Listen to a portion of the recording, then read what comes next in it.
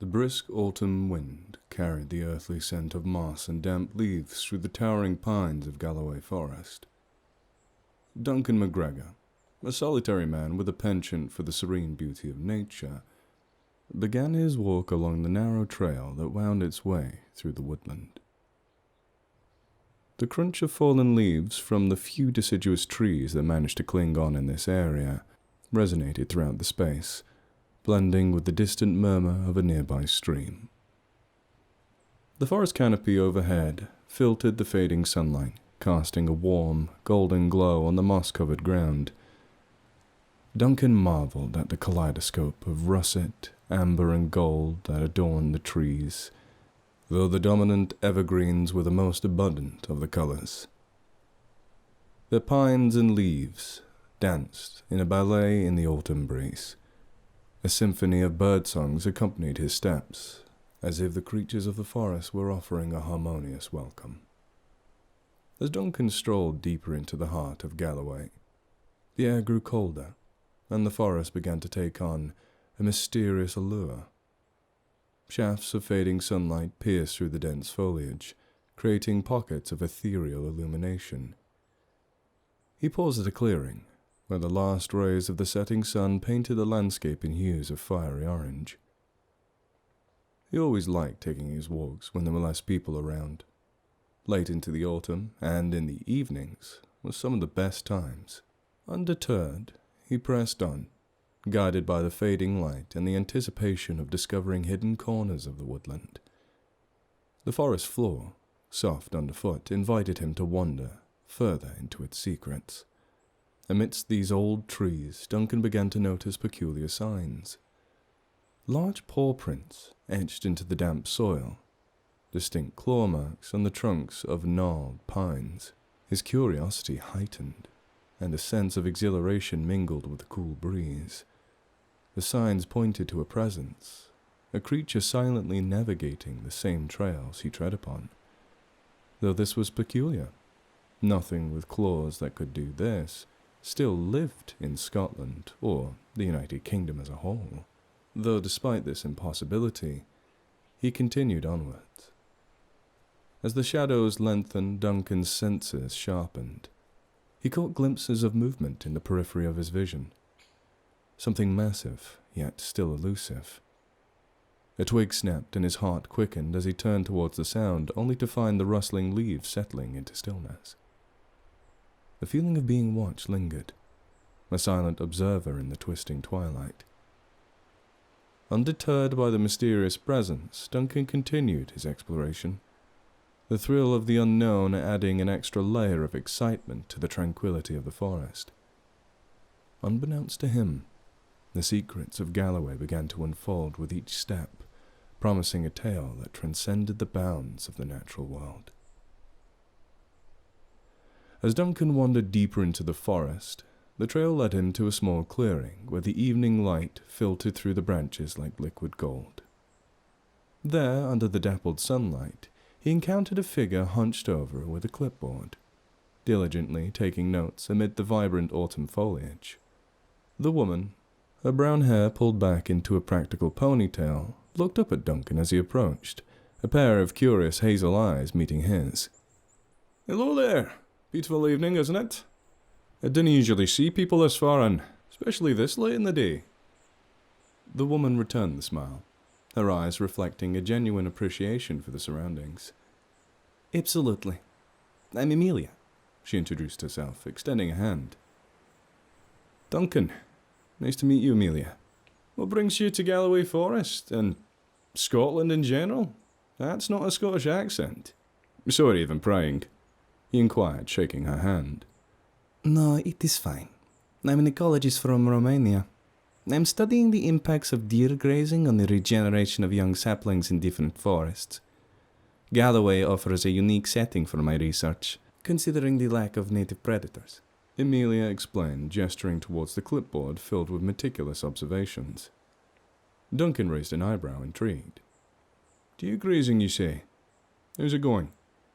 Amelia hesitated for a moment, glancing around as if checking for eavesdroppers. "It's fascinating, really. But there's something else I've noticed. Something I can't quite explain. Duncan's interest deepened. What do you mean? Well, Amelia began, lowering her voice. I've been observing some unusual behavior in the deer population here. They seem more skittish than usual, and there are signs of disturbances that go beyond their grazing patterns. It's like they're avoiding certain areas, and I've spotted markings that don't quite match typical deer activity. Duncan furrowed his brow, intrigued and slightly concerned. Markings? What kind of markings do you mean? Amelia glanced around, once again leaning in closer. Large paw prints, like those of a predator. Claw marks on trees, much larger than what a deer could do with its antlers. I know it sounds absurd, but it's been gnawing at me. Something doesn't add up. Are you aware of the natural history of Scotland? I have a general idea. Biggest thing around here is a stag, or someone's loose cow. She chuckled at that. Well, I don't think this was meant by a cow. Aye, that's true. After thinking, a shiver ran down Duncan's spine as he considered the implications. The mysterious signs he had noticed earlier suddenly seemed to fit into a larger puzzle. I've seen some strange signs here too. Paw prints, odd noises. Do you think there's something more than deer roaming these woods? Apparently down in Wales they've seen panthers. I mean, stranger things have happened. Amelia nodded, a mix of curiosity and concern in her eyes. I don't want to jump to conclusions, but your explanation is as good as mine. It almost seems as if there's a predator here that shouldn't be, at least from a historical perspective. I'm being hesitant to share my observations. I'm afraid of sounding like I've wandered into folklore territory. Duncan chuckled, attempting to lighten the mood. Well, we are in the heart of the forest. Folklore or not, it wouldn't be the first time strange tales came to life in a place like this. As the two exchanged stories and compared their observations, the sun dipped below the horizon, casting long shadows across the forest floor. Unbeknownst to Duncan and Amelia, the mysteries of Galloway Forest were unravelling before them, inviting them to delve deeper into this forestry land. As the evening shadows deepened, Duncan suggested, It's starting to get dark. Would you like me to walk you back to your car? It wouldn't feel right leaving you on your own. Maybe we can have a chat about your wee beastie. Amelia, appreciating the offer, nodded in agreement. That sounds like a good plan. Thank you, Duncan. It's very kind of you. Aye, what can I say? Scottish generosity. They retraced their steps along the forest path, but as the light continued to fade, the familiar trail seemed to elude them. The once clear markers became obscured by shadows, and the forest, now draped in darkness, took on an unfamiliar and disorienting quality. Could have sworn I came this way, Duncan muttered, peering into the dense foliage. Amelia glanced around, a hint of concern in her eyes. It's easy to get turned around in these woods, especially as night falls. Let's try this path. Maybe it'll lead us back. The duo ventured deeper into the forest, their steps echoing in the silence of the night. The air was thick with mystery and a growing sense of unease. As they navigated through the twisting paths, the distant hoot of an owl and the rustling of leaves intensified the surreal atmosphere. Suddenly, in the dim light filtering through the trees, Duncan and Amelia stumbled upon a small clearing. At its center, beneath the looming shadow of a massive boulder, lay a peculiar sight. A den-like structure, a hollow nestled snugly against the rock. Large boulders and branches were arranged purposefully, creating a shelter that hinted at the presence of a significant creature. Amelia's eyes widened in recognition, mixed with disbelief. This looks familiar. I've seen something like this before. But it's not possible, not here, not anymore. Duncan squinted at the den, his mind racing to try and figure out what she meant. What do you mean by that? This looks like the den of a Eurasian brown bear. Eurasian brown bear? But they're supposed to be extinct in Scotland, right? Amelia nodded slowly, her expression thoughtful. Exactly. It's impossible for a bear like this to be here. The last recorded sighting of a wild bear in Scotland was ages ago, and this is a forestry. Someone would have seen it by now. They exchanged glances, the weight of the discovery settling in. The forest, now draped in an eerie silence, seemed to hold its breath, as if aware of the inexplicable presence in its midst. I've heard stories, myths even, about creatures thought to be extinct coming back in places like these. But a bear? In Galloway? Duncan mused, his voice barely above a whisper. Amelia's gaze remained fixed on the den. It's perplexing, Duncan. We need to report this, get experts involved. This discovery could change the way we understand the ecosystem here. As they contemplated the implications of their find, a rustle in the underbrush behind them disrupted the stillness, causing both Duncan and Amelia to tense. Their eyes widened, searching the shadows for the source of the disturbance. The air hung heavy with anticipation, and a chill ran down their spines. They could hear heavy breathing. Something big was coming their way. Then, emerging from the darkness, a silhouette took form. A majestic stag, its antlers branching out like the fingers of a grand chandelier, stepped into the dim light. The creature regarded them with large, liquid eyes that shimmered with a mixture of curiosity and calm. Amelia's initial apprehension melted away as the stag approached, its movements graceful and deliberate. She watched in awe as the majestic animal closed the gap between them, something very unusual for this species to do. Its breath visible in the crisp night air. Duncan, however, remained cautious. Careful, Amelia. Wild animals can be unpredictable. Even a stag like this can be dangerous. I mean, look at the size of that rack. Amelia nodded, acknowledging the warning. But she couldn't help being drawn to the gentle demeanor of the creature. As the stag neared, its eyes met hers. A peculiar connection seemed to form between them. Slowly and cautiously, Amelia extended her hand, offering a gesture of peace in a way. To their surprise, the stag responded by lowering its head, allowing Amelia to gently stroke the fur between its antlers. The forest seemed to hold its breath, witnessing a moment of communication between the wild and a human being.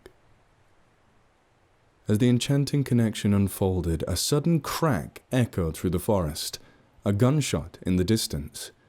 The stag's ears perked up and panic flashed in its eyes. In an instant it leapt away, its powerful hooves pounding on the ground. Startled, the majestic creature bumped into Amelia, knocking her off balance. Duncan! She gasped as the ground rushed up to meet her. Reacting swiftly, Duncan lunged forward, attempting to break her fall. The forest floor, however, proved unforgiving. Amelia winced as pain shot through her ankle, her breath catching in her throat. The echo of the gunshot still hung in the air, leaving an unsettling silence in its wake. Duncan helped Amelia sit up, concern etched on his face. "You okay?" Amelia winced, clutching her ankle. I think it's sprained. The gunshot scared the stag and it caught me off guard. It's not its fault. Duncan scanned the surroundings, his senses heightened. "We need to get you out of here, Amelia. Hunters are coming enough here. But with what's going on, whatever's going on, I know it's not safe." As they navigated the darkened forest, Amelia leaned on Duncan for support. The encounter with the stag, the gunshot, and the enigmatic den under the boulder converged into a web of questions that demanded answers. The forest, once serene, seemed to explode, now resonated with a discordant symphony of gunshots followed by primal roars. Duncan and Amelia exchanged anxious glances as the sounds grew steadily closer, creating an unsettling cacophony that reverberated through the tall trees. What the hell was that? I think I'm finding support for my theory of a bear. Suddenly, a piercing scream shattered the night. It was a cry of anguish, and it carried with it an urgency that spurred Duncan into action. "We need to go check on them," he urged, his voice firm with a sense of moral obligation. Amelia hesitated, her injured ankle throbbing with pain. Duncan, we don't know what's out there. It could be dangerous. And if there are hunters, it might be even more so. He nodded, acknowledging the risks. "I understand. We can't just ignore someone in distress. We have to help." The Romanian's eyes flickered with conflict, torn between the moral imperative to assist and the potential dangers lurking in the darkness. After a moment she sighed, her determination overcoming her reservations. All right, let's go. But we need to be cautious, and if it's hunters, we need to approach with extreme care. From my experience. Duncan nodded in agreement, and together they followed the eerie sounds deeper into the forest. The roars, now accompanied by agonized cries, guided their paths through the labyrinth of ancient trees. As they approached another small clearing, the scene that unfolded before them was both awe-inspiring and absolutely bone-chilling. In the dim moonlight they glimpsed a massive creature, its fur illuminated by sporadic flashes of gunfire. The roars, now identifiable as belonging to this creature, resonated with a primal fury. Nearby, a man lay sprawled on the forest floor, clutching his leg in pain.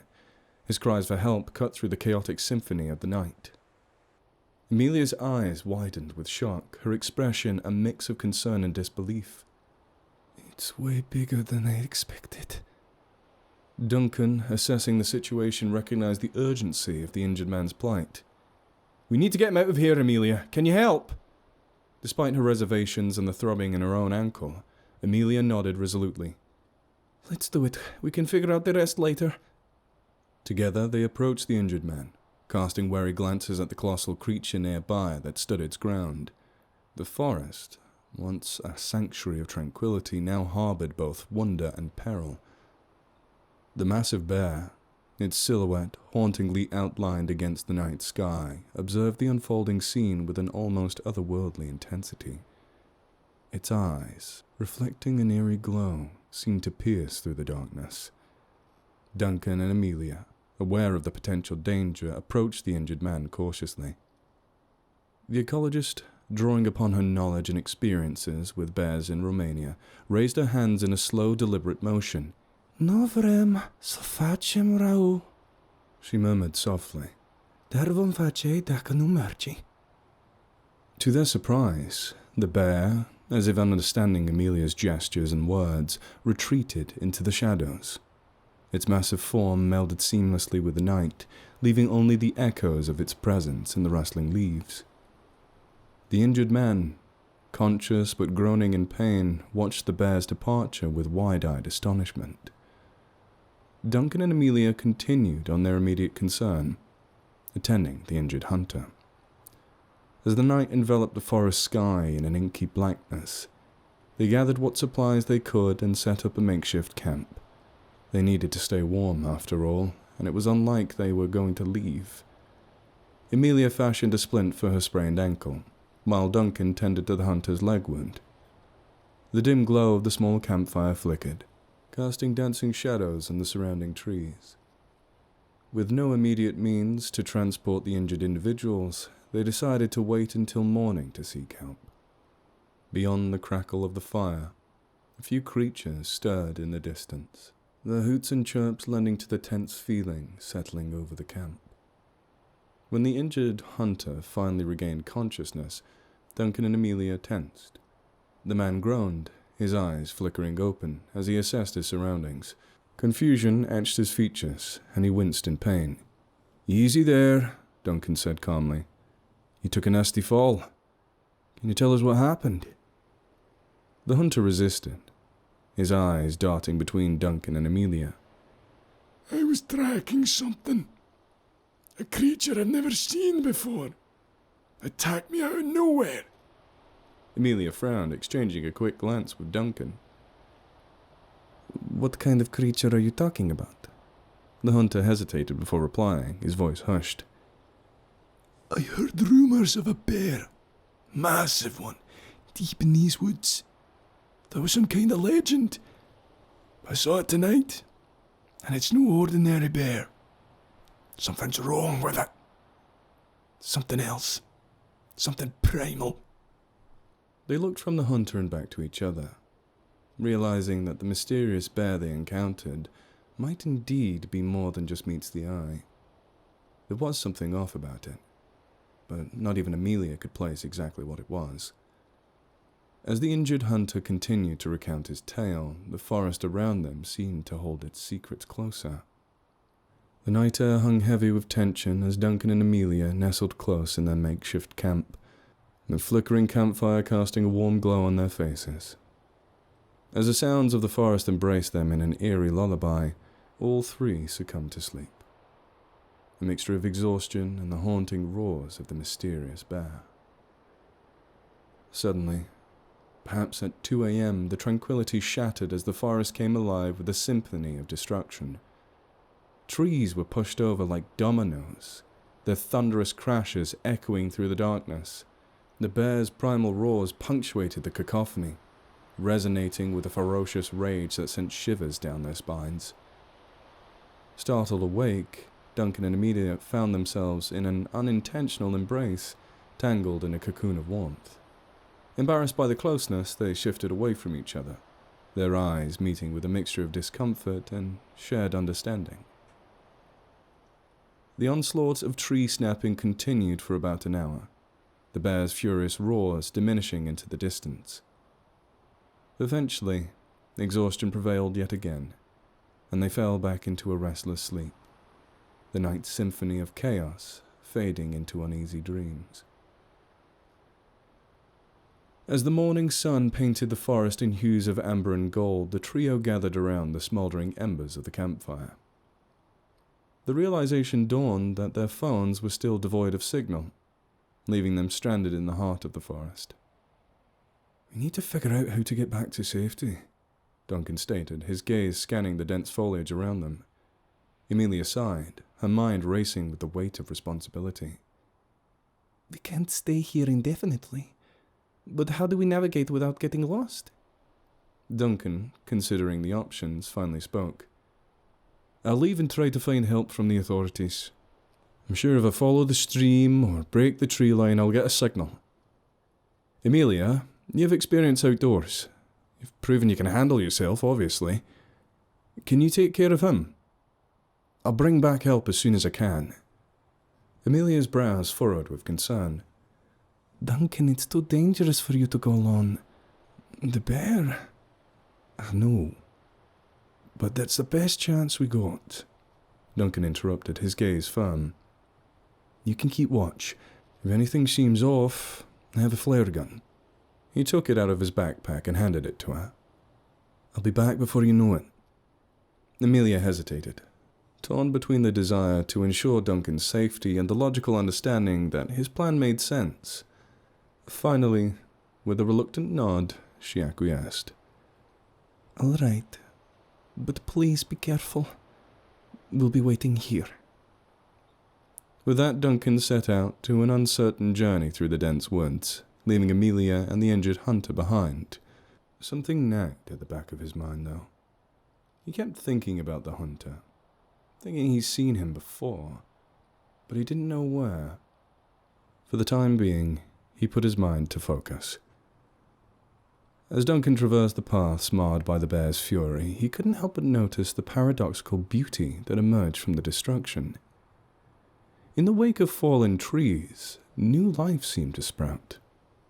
A small, but larger than it should be Scots pine, vibrant and resilient, seemed to rise from the wreckage with an almost supernatural speed. The forest, in its own way, seemed to be rejuvenating itself. The air buzzed with vitality, and the once muted sounds of the woodland came alive with the whispers of life. Birds chirped melodically, and unseen creatures rustled in the underbrush, creating a harmonious symphony that resonated with an otherworldly serenity. After about an hour of walking, Duncan stumbled upon a hidden cabin nestled in a secluded grove. Attached to its side, a stalker's hut caught his attention. Curiosity piqued, he cautiously entered, expecting the worst. To his surprise, the cabin harbored 2 children, scrawny and malnourished yet miraculously alive. Their eyes widened in a mixture of fear and hope as they saw Duncan. He, in turn, felt a surge of compassion for the vulnerable souls before him. "What are you 2 doing here all alone?" Duncan asked, concern etched on his face. The children, their voices trembling and barely above a whisper, were able to get out a few words, and with it, Duncan could string together a story. A story of abduction. The hunter, driven by madness, had found these kids, taken them with a deluded intention of raising them as his own. The children, however, only wished to return to their mother, to escape the confines of this isolated nightmare. A thought, roused in the deep pits of his mind, finally came racing to the forefront. It was the image of a newspaper, and on it talked about a deranged old farmer, widowed and childless, who had burnt his estate to the ground, disappearing without a trace. Alarm bells rang in his head. Amelia was alone with that madman. "You 2 stay here. I'll make sure you're safe. And thank you for telling me. I'll find help, and we'll get you home, okay?" The 2 brown-eyed children nodded, their eyes reflecting gratitude and a glimmer of hope. As Duncan left the cabin, he remembered the stalking hut, and quickly raced up its steps to get a signal. Reaching the vantage point above the dense canopy, he managed to get a faint signal on his phone. Urgently, he called the authorities, relaying the dire situation and requesting immediate assistance. However, as he spoke with the authorities, a gnawing sense of fear gripped his heart.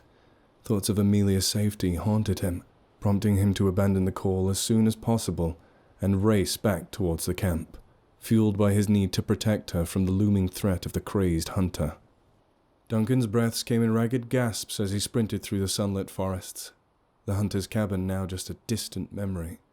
Fear gripped him, not for his own safety, but for that of Amelia, as he imagined the maniacal hunter closing in on her vulnerable form. Suddenly, out of the gloom of the shadows raced the bear, massive, hulking, and zeroed in on Duncan, chasing him. Everything he had ever learnt on TV about encountering a brown bear told him to stay put and not to run. But the beast was already chasing, so he pumped his legs with energy he did not have. Before him, he saw a slope that declined into the stream and a fallen tree before. The Mad Scot had an idea. Dashing forward, he leaped over the tree with the bear only inches behind. It smashed into the log and tumbled down the ravine into the stream. It roared with frustration as it tumbled out of sight. Running on fumes, Duncan could see the camp, its dim, rekindled firelight in the distance. Its light creating an eerie stillness that hung in the air. His heart pounding in his chest, he used whatever he had left to make it into the clearing, whereupon he saw a chilling scene. Amelia lay unconscious, and the hunter in the act of tying her up. He wheeled around with a wicked grin and pointed his gun directly at Duncan. A tense standoff ensued, the hunter with a smug yellow-toothed grin. "I appreciate your help, mate. My new family needed a wife and mother. You just happened to stumble by, provide the perfect opportunity." Duncan's mind raced, his eyes darting between the unconscious Amelia and the unhinged hunter. Desperation clouded his thoughts as he stared down the barrel. Was he really going to risk his life for a woman he had met less than a day ago? He liked her. She seemed to be a kind and intelligent woman, and perhaps if they could get out of this, maybe he would ask her out. But to put his life on the line? He guessed that's just the type of person he was. Scottish, hospitality and all that. As he stood there, gasping for breath, trying to regain whatever strength he could before making his next move. That was until an unexpected salvation emerged from the shadows beside him. The massive bear. It was impossibly silent as it walked past him. The hunter did not hesitate to fire bullets directly into its face. But it was seemingly impervious. The bullets fired by the hunter passed straight through it. The creature stalked forward with deliberate menace. Ignoring Duncan entirely, the beast focused its attention on the threat that invaded its territory. In a shocking turn of events, the hunter, oblivious to the supernatural force closing in on him, aimed his gun at the approaching bear and fired more. The bullets passed right through the creature as if it were made of mist, leaving both men dumbfounded. The hunter's triumphant grin turned to one of horror as the bear, with a ferocious roar, lunged forward and seized him in its powerful jaws. The forest echoed with the man's final blood-curdling screams as the bear dragged him off into the trees. During the confrontation, Amelia had been roused, and now she and Duncan stared in shock at the bear's form as it glowed with an otherworldly light, the two figures disappearing into the depths of the forest. The silence that followed was broken only by the crackling of the dying campfire. As the forest reclaimed its quietude, Duncan approached the form of Amelia, relief washing over him. With great care he untied her, and she slowly stirred back to full consciousness. Some time later, the two emerged from the depth of Galloway Forest, the afternoon sky painted with promise of a new day. The car park, once a distant beacon, now stood before them. An ambulance awaited, its attendants ready to tend to their wounds and offer the solace of safety. As the paramedics cared for Duncan and Amelia, Duncan couldn't shake the haunting thought of the kidnapped children he had encountered in the cabin. Anxious for their safety, he approached a police officer who had been standing nearby. "Did you find the children? The one at the stalker's cabin?" Duncan asked, his voice tinged with concern. The police looked between each other, puzzled glances on their faces. "We searched the cabin thoroughly, but there was no sign of any kids." Confused and insistent, Duncan insisted that the children were there, near the cabin on the ridgeline. As the police prepared to dismiss this claim, Duncan's gaze focused on the distant figures standing just beyond the tree line. There, on the ridge, the two children stood with the bear between them. The car park fell silent as everyone watched in awe. The authorities, shaken but composed, urged everyone to remain calm. The bear sauntered down the hill, ignoring the attempts to scare it away. One brave or foolish officer tried to strike it with his truncheon, but the weapon passed straight through the ethereal form. The bear, undeterred, approached Duncan. Hesitating for a moment, Duncan felt an inexplicable connection with the creature. As he extended his hand, the bear pressed gently into it, a gesture of trust and understanding, and perhaps of thanks. He could feel its fur and warmth, despite all previous attempts to interact with its form failing. His eyes flicked up, looking past the bear to where he had seen the children. Where once 2 human children stood, he now observed 2 bear cubs sitting patiently for their mother. The revelation left the onlookers breathless, the pieces of the puzzle falling into place, at least for Duncan and Amelia. The bear, with her cubs, disappeared into the tree line with a soft gust of wind. The only one to utter a word was Amelia. She said in a somber voice, "She doesn't have to protect them anymore," as she, Duncan, and the authorities, witness to the extraordinary, stared in disbelief as the ghostly figures vanished.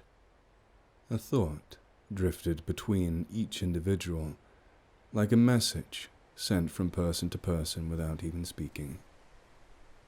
These woods were once home to some incredible creatures that kept balance in their lives, now did the very same in death. The wind swept across the rugged terrain of the Cambrian mountains, whispering through the valleys and stirring the heather that blanketed the slopes.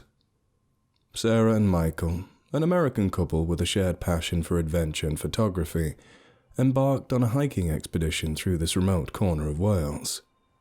They'd heard about the landscape through an article by George Monbiot, a British ecologist that argues that the 300-kilometre squared area is somewhat of a desert, devoid of any noteworthy wildlife. Always up for a challenge, the couple decided on a vacation to explore the Welsh countryside and local heritage, hoping to come across some undiscovered natural oasis. As they trudged along the narrow trail, their spirits were high with anticipation. Armed with their camera equipment and a sense of wanderlust, they were hopeful that their journey would lead them to capture breathtaking landscapes and rare glimpses of wildlife. "It's so quiet here," Sarah remarked, her voice carrying on the breeze. "I expected more life." Michael nodded, adjusting the straps of his backpack. "Yeah, it's like everything's frozen in time. But who knows, maybe we'll stumble across something really cool." They continued their hike, exchanging stories of past adventures and sharing dreams of the shots they'd hoped to capture. Michael was very eager to get a picture of his favourite bird, the European kingfisher, its dazzling blue feathers playing on his mind. Sarah, ever the plant lady, was just hoping to see a very old oak. Some in this country were apparently older than the United States itself. The desolation of the landscape was palpable, though. Yet they remained optimistic, eager to uncover the hidden beauty they believed lay waiting to be discovered. Hours passed, and they had no specific location they wanted to travel. They just picked a direction and walked. Unfortunately, as the sun began its descent towards the horizon, casting long shadows over the barren hills, Sarah checked the map, furrowing her brow as she tried to orient herself. "I think we took a wrong turn," she admitted, her voice tinged with uncertainty. Michael scanned the surroundings, his gaze sweeping over the vast expanse of supposed wilderness. "It all looks the same out here," he replied, a hint of concern creeping into his tone. "Let's backtrack a little. Maybe you can find a way out."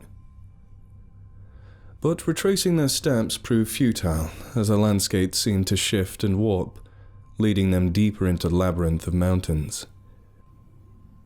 Soon enough, twilight descended, painting the sky in hues of purple and gold as they pressed on, their sense of direction slipping away with each passing moment. "We should have seen something by now," Sarah whispered, her voice barely audible over the howling wind. Michael nodded grimly, his thoughts mirroring her own. "We'll figure it out. It's not exactly anything dangerous out here, unless there's an angry bull or something," he said, though doubt lingered in his mind. Lost in the vastness of the Cambrian mountains, surrounded by a silence that seemed to swallow them whole, Sarah and Michael realized that their journey had taken an unexpected turn, as the darkness threatened to envelop the land. They knew that their adventure was far from over. With each step, Sarah and Michael's sense of unease grew. They fumbled with their phones, desperate for a signal that would connect them to the outside world, but their screens remained stubborn, unable to show any bars. "We're completely cut off out here," Sarah muttered, her fingers tapping futilely on the screen. Michael's jaw tightened with frustration as he pocketed his phone. "We need to keep moving," he said, his voice resolute. "Maybe if we reach a higher ground, we'll have better luck with reception? I don't know. We didn't even have this problem in Wekua. You know, down in Florida." "I remember that. You got spooked by a gator. It was just chilling, but you're so freaked out." "Well, forgive me for not trusting something that could crush my head like it was nothing. And it outlived the dinosaurs." "Well, not all of them. We still have birds." "Ugh, not this again." "You're a bird guy. You should know this." "I do know it. You just don't have to point it out. It's weird." "Well, let's keep going then." They pressed on, their footsteps echoing in the eerie silence that enveloped them. The landscape seemed to stretch endlessly, a vast expanse of desolation that swallowed them whole. As they crested a rise, their eyes fell upon a scene that was bizarre. Before them lay a scorched patch of earth, blackened and barren, as if a fire had swept through them mercilessly with fury. "What could have done this?" Sarah breathed, her voice barely a whisper. Michael shook his head, his gaze drawn to the scattered shapes that littered the ground within. Drawing closer, they discovered the grisly remains of sheep, their bodies charred and partially consumed. A sense of dread settled over them as they realized the magnitude of what they had stumbled upon. The wilderness that initially seemed desolate now harbored something dangerous. It could have been teenagers or something. Yeah, really messed up teenagers. Maybe. Doesn't look like kids have a lot to do out here. Well, if there's kids out here setting sheep on fire, I don't want to meet them. They sound like psychos. Well, I agree. We need to get out of here. Michael nodded, his mind racing with thoughts of escape. But as they turned to retrace their steps, a low growl echoed throughout the night air, freezing them in their tracks. As the eerie growl reverberated throughout the still air, Sarah and Michael's eyes darted around, searching for the source of the noise. Their hearts pounded in their chests as they strained to see through the dim light. Then Sarah's gaze fell upon something unsettling amidst the scorched landscape. She knelt down, her fingers tracing the outline of a large, vaguely bird-like print etched into the burnt grass. "Michael, look at this," she whispered, her voice trembling with a mixture of fear and fascination. Michael joined her, his eyes widening as he examined the prints. They were massive, far larger than any bird they had ever seen or heard of. But there aren't any birds that large alive today. Hell, I don't even know of anything extinct that was this big. Michael murmured, his mind racing with disbelief. Sarah nodded, her thoughts mirroring his own. "It's like something out of a myth or legend. Maybe it's a hoax, you know, kids not much to do and all that. I suppose that's them growling out there too. Maybe they have a Bluetooth speaker." Their minds raced with possibilities, each more unsettling than the last. Could there be some ancient creature lurking in the depths of the mountains? A remnant of a time long forgotten? As they pondered the implications of their discovery, the sound of movement in the distance snapped them back to reality. With a sense of urgency, they scrambled to their feet, their instincts screaming at them to flee whatever unseen danger lurked nearby. Relief flooded through Sarah and Michael as they stumbled upon a large herd of sheep grazing peacefully in the twilight. The sight of living creatures amidst the desolation of the mountains was a welcome reprieve from the eerie silence that had surrounded them. "We're not alone," Sarah murmured, a sense of gratitude washing over. Michael nodded, his gaze scanning the surroundings for any sign of danger. "Let's follow the trail and see where it leads us," he suggested, his voice tinged with cautious optimism. They continued on, the bleating of sheep serving as a comfortable backdrop to their journey. As dusk descended, casting long shadows over the rugged landscape, a faint glimmer of light caught their attention in the distance. "Look!" Sarah exclaimed, pointing towards the source of the light. "There's a farmhouse over there." Heartened by the prospect of shelter and assistance, they quickened their pace, their footsteps crunching on the gravel path that led towards the distant glow. With each step, the light grew brighter, beckoning them closer like a beacon of hope in the gathering darkness. As they approached the farmhouse, its weathered walls illuminated by the warm glow of lamplight, a sense of relief washed over them. They hurried to the door and knocked, their hearts pounding with anticipation. After a moment, the door creaked open, revealing a weather-beaten farmer peering out at them with a mixture of curiosity and suspicion. He had a long grey beard and a balding head. "Can I help you?" he asked, his voice gruff yet not unkind. Breathless and weary from their ordeal, Sarah and Michael exchanged a glance before Michael spoke up. "We're lost," he admitted, his voice tinged with embarrassment. "We were hiking through the mountains and got turned around. We saw your light and hoped you might be able to help us." The farmer's expression softened as he regarded them with sympathy. "Come in then," he said, stepping aside to allow them entry. "You're lucky you found me. These mountains can be treacherous for those who don't know their way." As the farmer led Sarah and Michael into the cozy interior of the farmhouse, they were enveloped by a warmth of a crackling fire and the scent of home-cooked meals. Despite their gratitude for the shelter, a sense of unease lingered in the air as they settled in around the farmer's kitchen table. "We appreciate your kindness," Sarah began, her voice hesitant as she broached the topic that had been weighing on her mind. "But we couldn't help but notice you have a lot of sheep. I've never seen so many, especially with such little grass to go around." The farmer's expression hardened slightly at the mention of the sheep, and he let out a gruff sigh before responding. "Aye, we have a lot of sheep," he admitted, his tone tinged with irritation. "But they're necessary around here." Michael frowned, sensing the farmer's reluctance to elaborate. "But why so many sheep? Where are all the trees and forests that, you could expect to find around a place like this?" The farmer's gaze flickered with something akin to fear before he averted his eyes. His hands fidgeted with the hem of his coat. "There are reasons," he muttered cryptically, his voice barely above a whisper. "Reasons that are best left unspoken." Sarah and Michael exchanged a puzzled glance, their curiosity piqued by the farmer's cryptic words.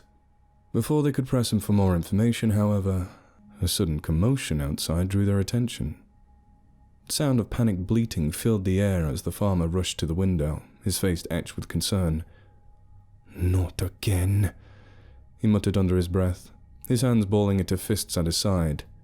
Sarah and Michael exchanged a worried glance, their minds racing with questions. "What's happening?" Sarah asked, her voice trembling. The farmer's jaw clenched with determination as he turned to face them, his eyes filled with a mixture of fear and resolve. "There are things out in these hills.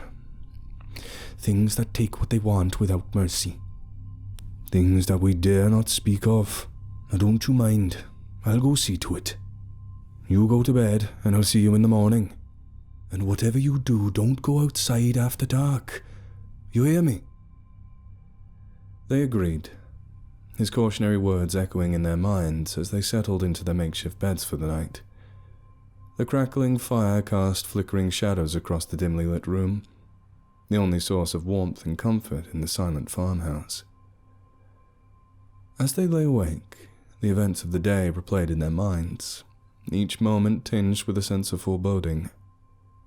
Outside, the night was alive with strange noises that seemed to dance on the edge of their consciousness.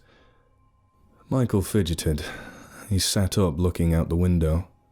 Sarah, knowing where her husband's mind was wandering, cut him off by saying, "We should heed the farmer's warning and stay inside," her voice barely audible in the darkness.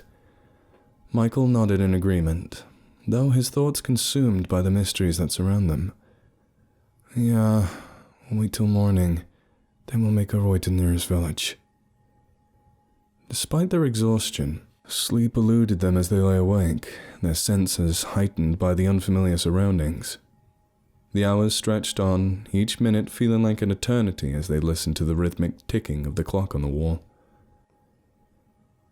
As they lay there in the darkness of the farmhouse, the night seemed to hold its breath, a tense stillness broken only by the distant sounds of frightened sheep and occasional flashes of light in the distance. Each noise sent a shiver down their spines, their imaginations running wild with fear and uncertainty. Eventually, they were unable to ignore the commotion. Sarah and Michael exchanged a nervous glance before silently agreeing to investigate. With trembling hands, they crept to the window, their hearts pounding in their chests as they peered out into the night. Still, from that vantage point, they were unable to see clearly. It was stained glass of the Good Shepherd Jesus, obscuring everything beyond. So they tiptoed to the front door, taking a few paces outside. What they saw defied belief. In the dim light flickering through the clouds, they could faintly make out the silhouette of a massive creature soaring through the sky. Its wings seemed to span the distance between the mountains, and its body glowed with an otherworldly light as it swooped down and seized a burning sheep in its talons. Sarah and Michael gasped in horror, their minds struggling to comprehend the sight before them. It was like seeing something out of a fairy tale or a myth. A creature come to life in a desolate land. "It's a dragon," Sarah breathed, her voice barely a whisper. For a moment Michael couldn't respond, his eyes wide with disbelief. "It's unbelievable," he muttered, his voice tinged with fear. "We have to get back inside." With a sense of urgency, they tore their gaze away from the surreal scene unfolding outside and hurried back into the safety of the farmhouse. They huddled together in the darkness, their hearts still racing with adrenaline as they tried to make sense of what they had just witnessed. The rest of the night passed in a blur of fear and uncertainty as they waited for the first light of dawn to break through the darkness.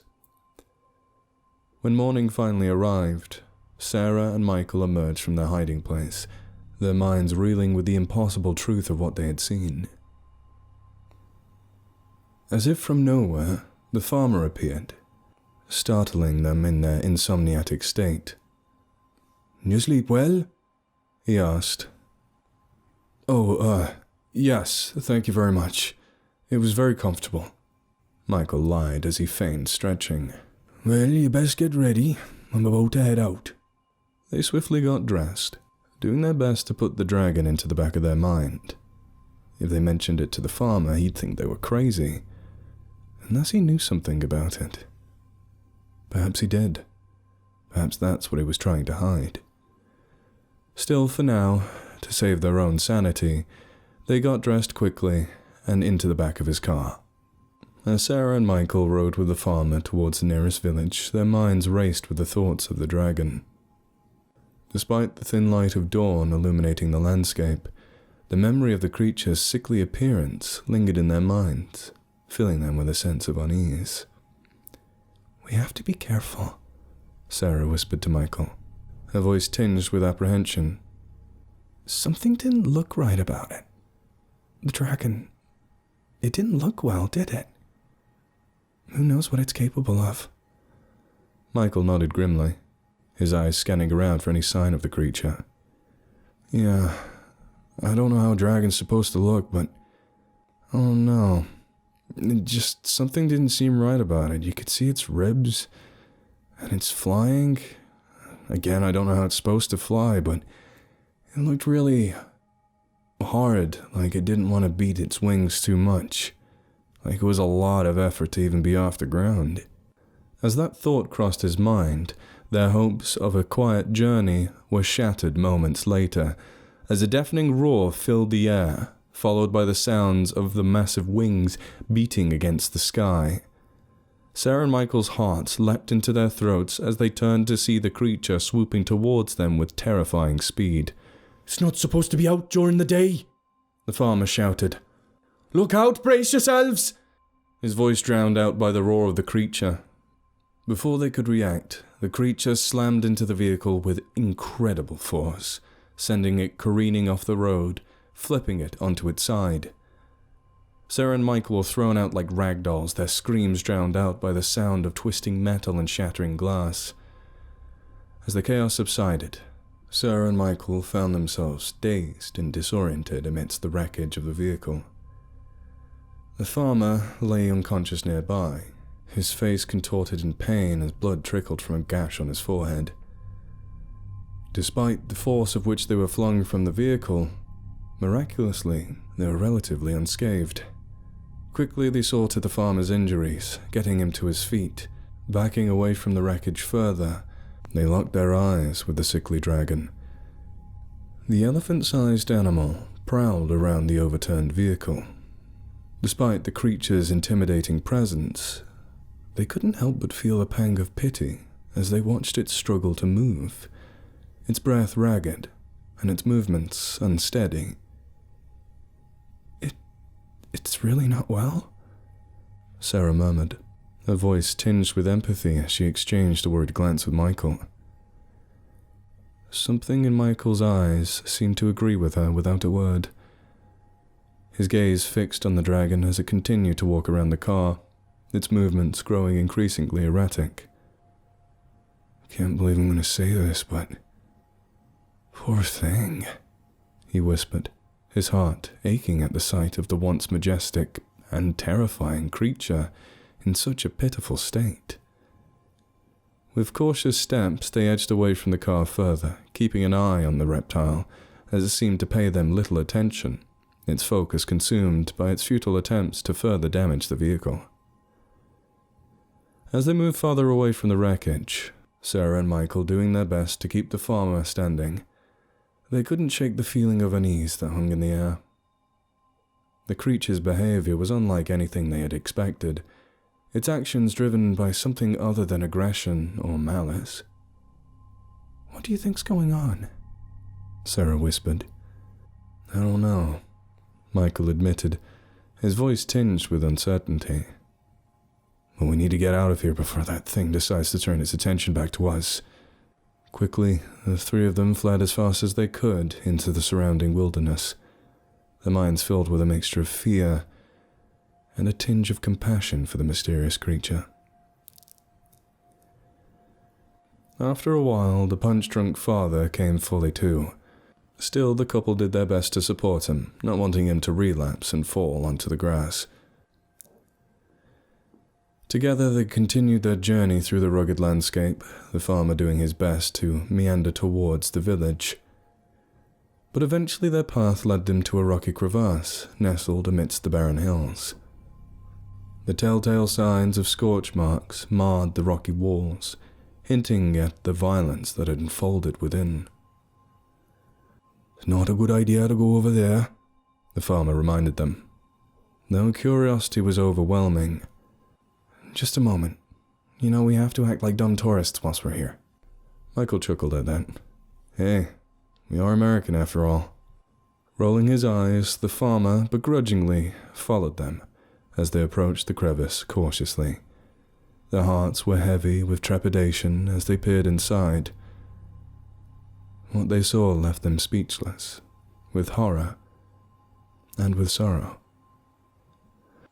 As their eyes came across the bones of sheep, the farmer's fists clenched, but then softened again when their eyes came across something else.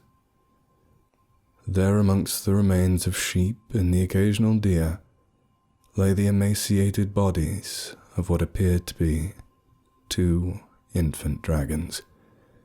Their once majestic forms now reduced to little more than skeletal husks. Their scales were dull and lifeless, their wings folded limply against their sides as if in a final futile attempt to shield themselves from the harsh reality of their existence. Despite all they had been through, and the fear that was still somewhat pumping through their veins, tears welled up in Sarah and Michael's eyes as they beheld the tragic sight before them, the magnitude of the creature's suffering weighing heavily on their hearts. "You know about these things. What's wrong with them?" Sarah said, her voice choked with emotion as she turned to the farmer for guidance. The farmer's expression was one of sorrow and regret as he regarded the pitiful creatures before him. "Those poor souls," he murmured, his voice heavy with grief. "They're some of the last of their kind, hunted to extinction by man's greed and ignorance." He went on to explain how the dragons had once thrived in the lush rainforests of Wales, their existence intertwined with the delicate balance of the ecosystem. But after centuries of human interference and destruction had left their habitat in ruins, the creatures were driven to the brink of extinction. These whelps were likely suffering from severe inbreeding and malnutrition, the farmer continued, his voice filled with anguish. They were born into a world that could no longer sustain them, doomed to suffer a slow and agonizing demise. That's probably why she's been after my sheep so much. There's not much to go around here. Even then, there's probably not everything she needs in a sheep, but her instincts are telling her to hunt, eat whatever she can. You know, I hated her for so long. I just saw her as a bloody great big pest. Sarah and Michael could only stand in silent reverence as they mourned the loss of these magnificent creatures, their hearts heavy with the weight of the tragedy that had unfolded before them. They gazed upon the starved remains of the reptiles, a sob caught in their throats. As Sarah, Michael, and the farmer slowly backed away from the rocky crevice, their hearts filled with sorrow for the fallen babies, they were suddenly jolted by the return of their mother. She had followed them from the car, seeming to walk instead of fly, her lumbering steps slowing as she got closer, growling with a mother's rage. At first, the creature appeared angry, her massive wings spreading wide in a threatening display. But as she attempted to raise herself up, it became painfully evident that she was far too weakened and exhausted to pose any real threat. Instead, the mother dragon lowered herself to the ground with a heavy thud, her movements slow and labored. With a heartbreaking tenderness, she slinked past the humans, seeming to completely ignore them now, panting like a dog that had been left in a hot car. She crawled on her belly towards her fallen offspring, her movements guided by a maternal instinct that transcended her own suffering. She nestled beside her dead babies, nuzzling them gently as though they were still alive. Tears began to stream down Sarah and Michael's faces as they watched the poignant scene unfold before them. The farmer's eyes glistened with unshed tears as he bore witness to the tragic bond between mother and child, a bond that even death could not sever. With one last glance at the humans, the mother dragon's beautiful amber eyes seemed to focus on them with a mixture of sadness and resignation. She let out a heavy sigh, her breathing quickening for a moment before slowly subsiding. And then, in a final act of heartbreaking devotion, the mother lay down completely beside her dead babies, her body going still as death finally claimed her. The silence that followed was deafening, broken only by the anguished sobs of the humans who bore witness to the tragic end of a noble creature and her precious offspring. Sarah, Michael, and the farmer stood in stunned silence, their hearts encased in grief as they mourned the loss of the majestic dragons before them, perhaps the very last dragons in the world. In that moment, amidst the desolate landscape of the Cambrian mountains, they bore witness to a tragedy that would forever haunt their memories, a reminder of the fragility of life and the importance of balance. With tears in his eyes, the farmer vowed to care for the land, dedicating the rest of his life to regrowing the lost forests and adopting traditional cattle farming methods in a place of unsustainable sheep farming that had ravished the landscape for centuries. His commitment to stewardship filled Sarah and Michael with admiration, a testament to the power of redemption and renewal in the face of devastation. As they prepared to part ways, Sarah and Michael found themselves forever changed by their experience in the Cambrian mountains. With a newfound appreciation for the wilderness, they returned to their own corner of the world, determined to make a difference in their own wild places.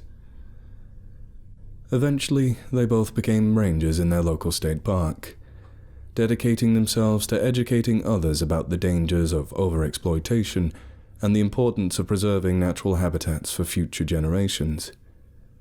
Their voices echoed through the forests and mountains, a testament to the enduring legacy of the dragons and the interconnectedness of all living things. And though they came away with some scrapes, bumps, and bruises, and some unseen mental scarring from their experience, Sarah, Michael, and the farmer found solace in the knowledge that their actions would help ensure that the tragic fate of the Cambrian dragons would not be in vain. For in the end, it was their commitment to stewardship and conservation that would ensure the survival of the wilderness they all now held so very dear. The village of Glencroft lay nested at the edge of the Scottish Highlands, a quaint cluster of stone cottages surrounded by rolling hills and a smattering of forest. Generations of families had called this isolated haven home, finding solace in the rugged beauty that marked the Highlands. However, an ominous shadow had begun to cast its pallor upon the village, shrouding it in fear and despair. It all started innocently enough with the disappearance of young Callum MacGregor, an ambitious lad with dreams of exploring the expanses of the Highlands. Callum's absence sent ripples of unease through Glencroft, for he was known as a cautious soul who would never venture too far from the village boundaries. Rumours whispered through the tight-knit community, speculating about the eerie emptiness that now lurked within the ancient glens. Something in the last few months had started to change about this magnificent landscape. As the days passed, more and more stories came out about people going missing. Hikers, holidaymakers, other villagers, and even farmers who had been there for generations, all went missing. Old Maggie Sinclair, who had lived in Glencroft for as long as anyone could remember, vanished without a trace whilst picking herbs in the woods. The usually bustling market square became a ghostly echo of its former self, with fearful eyes darting anxiously between the shadows. Those of a more eccentric nature convened in somber discussions, exchanging hushed words about the ancient legends that told of something predatory lurking in the Highlands. The tales spoke of a variety of creatures, but most seemed to describe a beast with eyes that glowed like cold embers, a creature that moved with an unnatural silence, leaving only the echo of its haunting growl behind. A sense of dread settled over Glencroft as the villagers locked their doors at night, and the once lively streets emptied with each passing sunset. Those who remained recounted spine-chilling encounters, glimpses of large shadowy creatures swiftly moving through the thick mist, and the eerie sound of unearthly howls that seemed to reverberate through the very soul. A group of brave souls, determined to unravel the mystery, set out into the heart of the Highlands, armed with lanterns and trembling resolve. The night air was thick with tension as they traversed the ancient trails, each step taken with caution and trepidation.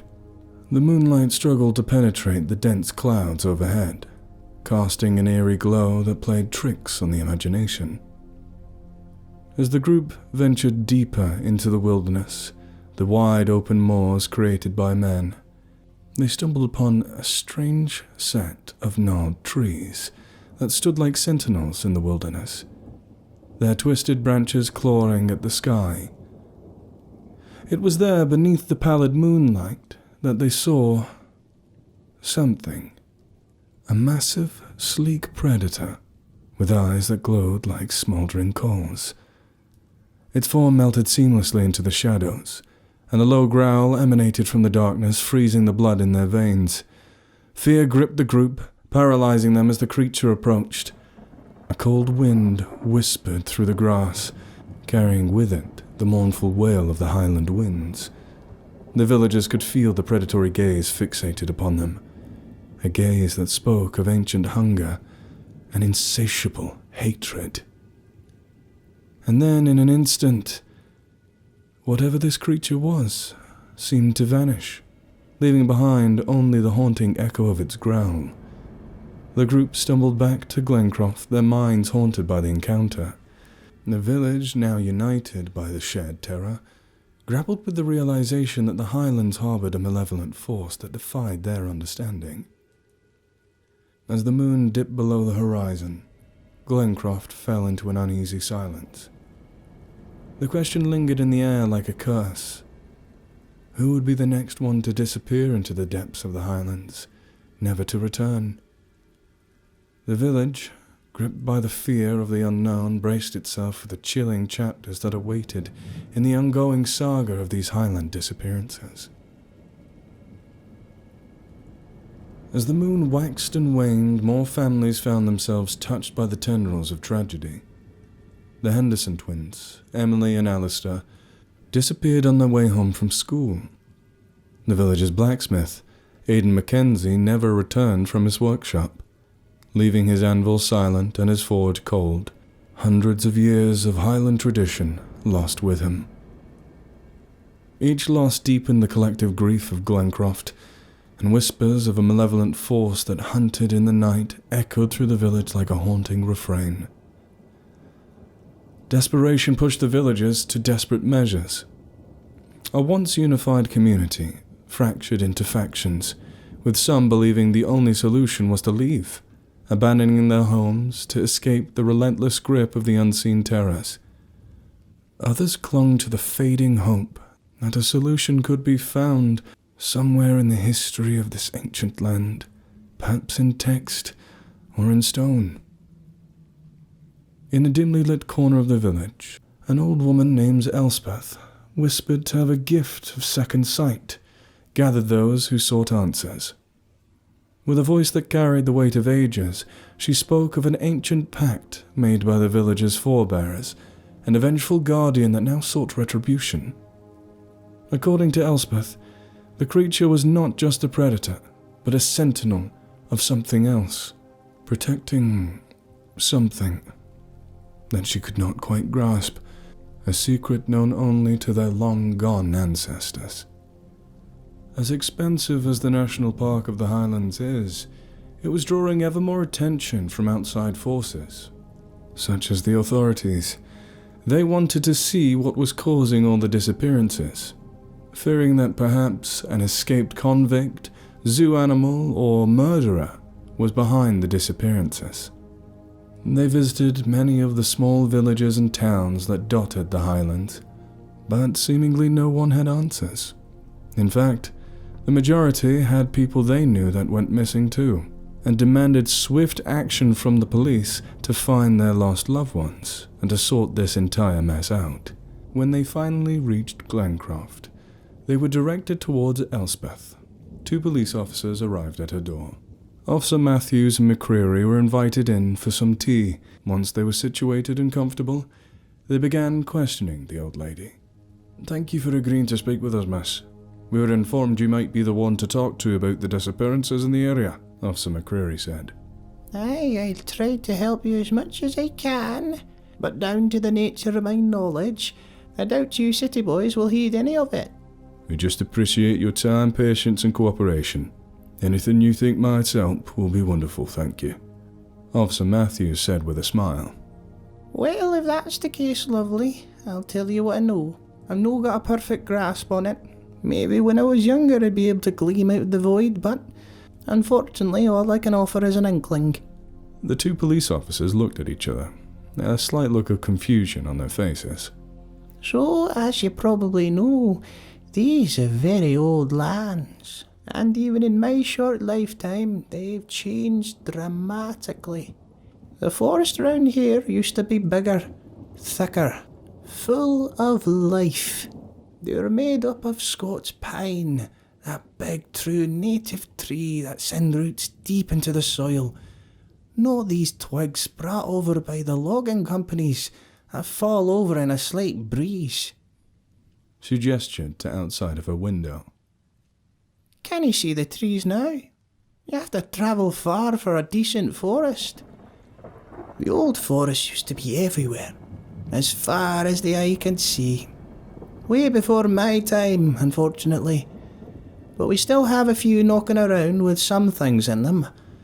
We got red squirrels and deer in abundance. But there used to be more. Much more. The land was healthier. Back when the wolf roamed, the bear trampled down, caught salmon by the creeks. Even those big old moose used to be here, galumphing through ponds. Miss, with all due respect, what does this have to do with the disappearances? McCreary asked, getting impatient. I'll get to that, don't you worry, love. Now look outside. Take a really long look. What do you see? I could see the Highlands. There's a stone wall, a church. There's a few sheep around there. That's it, lovey. You hit the nail on the head with that last one. I don't follow, miss. Matthews took a sip of his tea. Sheep, darling. There's so many sheep here. Have you seen that? All over this land. They're no here naturally. And the bloody buggers are everywhere. Them and the deer. Are you saying that the hikers were killed by sheep? No, you silly sausage, The old woman said, giving the police officer a playful slap on the shoulder. Hey, it's not the sheep's fault. They're just doing what comes naturally to them. It's what they do to the land. And how the land responds. You ever seen a documentary about locusts, how they go through everything? Well, deer and sheep are a lot like locusts. They'll eat almost anything, especially young trees. That's one of the main reasons we ain't got so much anymore. A lot of hoof stock. No predators. Miss, I still don't see what this has to do with the disappearances of people. The land's angry, love. It's royally pissed. We've dirtied the rivers. We've destroyed the forests. We've killed the critters that used to live all around here. And for what? People come out here for camping and tourism. But what for? It's no Canada. It's mainly a bunch of fields and sheep shit. Don't get me wrong, I love my Scotland. And I'll stay here till the day I die. But my family are more connected to this land than most of the people here. We feel its pain. And that's why I know whatever's causing all this, it's full of vengeance and rage. And who better to take that rage out on than whoever's about? When the old woman finally finished, both police officers seemed to take a deep sigh, feeling that they've come to a dead end and wasted their time. I told you you'd probably not believe me. But I can probably help you, point you in a better direction. There's only one person I know older than me, and he lives in the village of Dunbridge. He goes by the name of Eamon. Haven't seen him for years. Hopefully he's still alive. But if anyone knows, it's that old coot. The two policemen left the woman, giving her thanks for her time and tea. Debating for a time on whether to follow up on this Eamon in Dunbridge, it took them a few days to decide, but after reports started to worsen, livestock turning up dead throughout the Highlands, they decided to take the long drive. The moors surrounding the village of Dunbridge were once serene and undisturbed, but now they bore witness to a gruesome spectacle. Sheep and cattle, the lifeblood of the local farmers, turned up mauled and lifeless in the hundreds. Rage and panic gripped the community, as stories came in from all around of a large black creature, some unknown beast prowling their fields. Intrigued by the bizarre occurrences, the two police officers travelled to Dunbridge to uncover the truth behind the unexplained carnage and the disappearances. The village, shrouded in an eerie quiet, welcomed the two with cautious glances and terse words. Amidst the anxious whispers were mentions of the old wise man Eamon MacLeod. Despite being in his early 90s, he was a regular of the local pub, the Red Lion. The two were quickly directed there and soon found it, and in its corner, nearest the window, gazing out longingly at the roving hills, long grey hair cascading over his shoulders, and beard hiding much of his face, was Eamon. His withered face bore the lines of countless years, and his eyes held a depth of wisdom that spoke of a connection with the land. He glanced over at them, giving them a polite nod as they approached his table. "Eamon MacLeod," McCreary asked. Aye, lad. What can I do you for? The Wizard of the Red Lion replied. We were wondering if we could ask you about the disappearances and the livestock mutilations. We were told by a Miss Elspeth you might be able to help, said Matthews. That's that old crone still alive. Bloody Nora.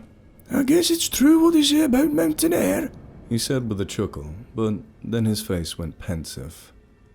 Initially reluctant to share his knowledge, Eamon hesitated. Best we go somewhere more quiet. Come, I'll take you mine. Got a lovely warm hearth. He stood, making his way towards the exit, beckoning the 2 police officers to follow him to the quiet solitude of his cottage. In the dim light of Eamon's hearth, the old man's gaze met theirs, and he began to unravel a tale that transcended time. With a voice that carried the weight of ancient secrets, Eamon spoke. How much do you 2 lads know of the history of this land? Before it was called Scotland. And not just Scotland, but you know, the entire island. I know bits and pieces, like Henry VIII and stuff. No, that's far too recent. I'm talking way before. You mean like the Viking settlements and whatnot? Aye, you're getting close, but even further far back than that. You see, the Scots can trace their roots to the first people that settled on these isles. No offence, wee man. None taken, sir. A long time ago, the hills of Scotland and much of Europe lived the Celts. The true Celts. The ones that lived and hunted off the land, living in a tribal society. Was not glamorous, it got them by. They lived in harmony with the land for generations. Not like now. He tapped his long bony finger onto a ram skull that he had seated on the table next to him. Seems you also have a problem with sheep. Ach, no, I don't have a problem with sheep. Nor the farmers. They're hard workers. My son's one. But he don't keep 1,000 sheep on one field. Doesn't let them roam into the woods. He respects the land. That's what a lot of these farmers have lost. They've lost connection. And not just the farmers. Most people don't know what they've lost. This land currently known as Scotland, or as I said, even the UK, used to have seas of trees. Your friend was telling us about that. Said something about the deer and sheep being the problem. Aye, that's the biggest current issue. That's more recent, and more like a nail in a coffin. With no wolves to bite at their heels, they just keep munching away at those poor saplings. It's no wonder the forest is shrinking. Anyway, where was I? The old man seemed to ponder for a moment, looking up at the ceiling as if to see writing there to help him continue his train of thought. Ah, that's right, the Celts. So they believed in a pantheon, don't you know? None of this Jesus stuff. No offence, I just don't like a religion being pushed on you like the Romans like to do. Anyway, this pantheon contained a number of deities. One of the most powerful, especially in these lands, was Cernunnos. McCreary glanced at his watch. The old man seemed to notice and get a little cross. I can stop there if you like. No, sir. No. Please continue. Anything you can say will help. The old man pouted for a second before continuing. You see, Cernunnos, he's the god of the wild. No more wild place in these lands than the forests. As long as the people treated the land with respect, they would be given bounty, taking no more than they needed to survive. And for a time, things were good. The forests and the fields provided, the rivers were full of salmon, the woods full of game. But as different people started to come to these lands, like you English. Matthews fidgeted in his seat nervously. I'm just messing with you, son. I'm not the type to blame the sins of the father on the son. But a lot of strife began when the Romans came, started forcibly civilizing people. And from them, And the Angles, and the Danes, and the Vikings. I'm no historian, I can't tell you the full history, but all I know is once those who sought to dominate the land and not live with it came here, our relationship with Cernunnos, the Horn God, started to sour. Our relentless expansion of man's world into his, the encroachment on once untouched lands, I think it's been waking him up. He's old, forgotten, and no without power, and he's angry. The two officers, once extremely disinterested in the old man's ramblings, now sat like two of his grandsons, listening to their grandfather regale them with a tale, each one slumped forward with their elbows on their knees. Imagine being revered as a guardian of nature, watching in silence as the wilderness you presided over was destroyed by a relentless march of progress. Your patience would wear thin, and now, with whatever strength he has left, he's taking retribution. As Eamon shared the tale, his eyes reflected the solemn gravity of the situation. We've got to appease him, or things are just gonna keep getting worse. The old man slumped, seemingly done with his tale. The two younger men now straightened up, McCreary asking, "So if this is all true, how do we do that? How do you suppose that we appease a god?" he said, unable to hide his disbelief. My best guess, restore the balance. Well, that's easier said than done with all the red tape. Red tape? You know, all this land's owned by just a few families. Families around the village? No, lad. Scotland. Scotland's owned only by a few families. And you try telling them to get sheep off. Makes money. Not from selling the meat, of course. Barely anyone eats that shite. And barely anyone uses wool anymore. It's all government subsidies and that crap. Sorry, didn't mean to get political. The old man leaned forward, putting his elbows on his knees, looking around the room. He closed his eyes, took a deep sigh, as if expelling the weight of ages. Truth be told, lads, there's a lot of damage to be reversed, and I didn't know if it'll happen in my lifetime. Highly doubt it. Might not happen in yours. But I think we need to prove to Cernunnos that we're willing to make a change. So we got to start planting trees now, is that it? Couldn't he hurt? The old man shrugged. Unless you put them behind the fence, won't stop the sheep. And that definitely won't stop deer. You aren't one of these nutters that wants to introduce wolves back, are you? Is this what this is all about? No, that's not what this is about. But that would be a massive step in the right direction. That's what they're for. I suppose that's why this spectre around here looks so lupine. The police officer's ears perked up at that. You said you've seen something around here? Aye, I'd suppose a lot of people have. Now we're getting somewhere. What is it you've seen?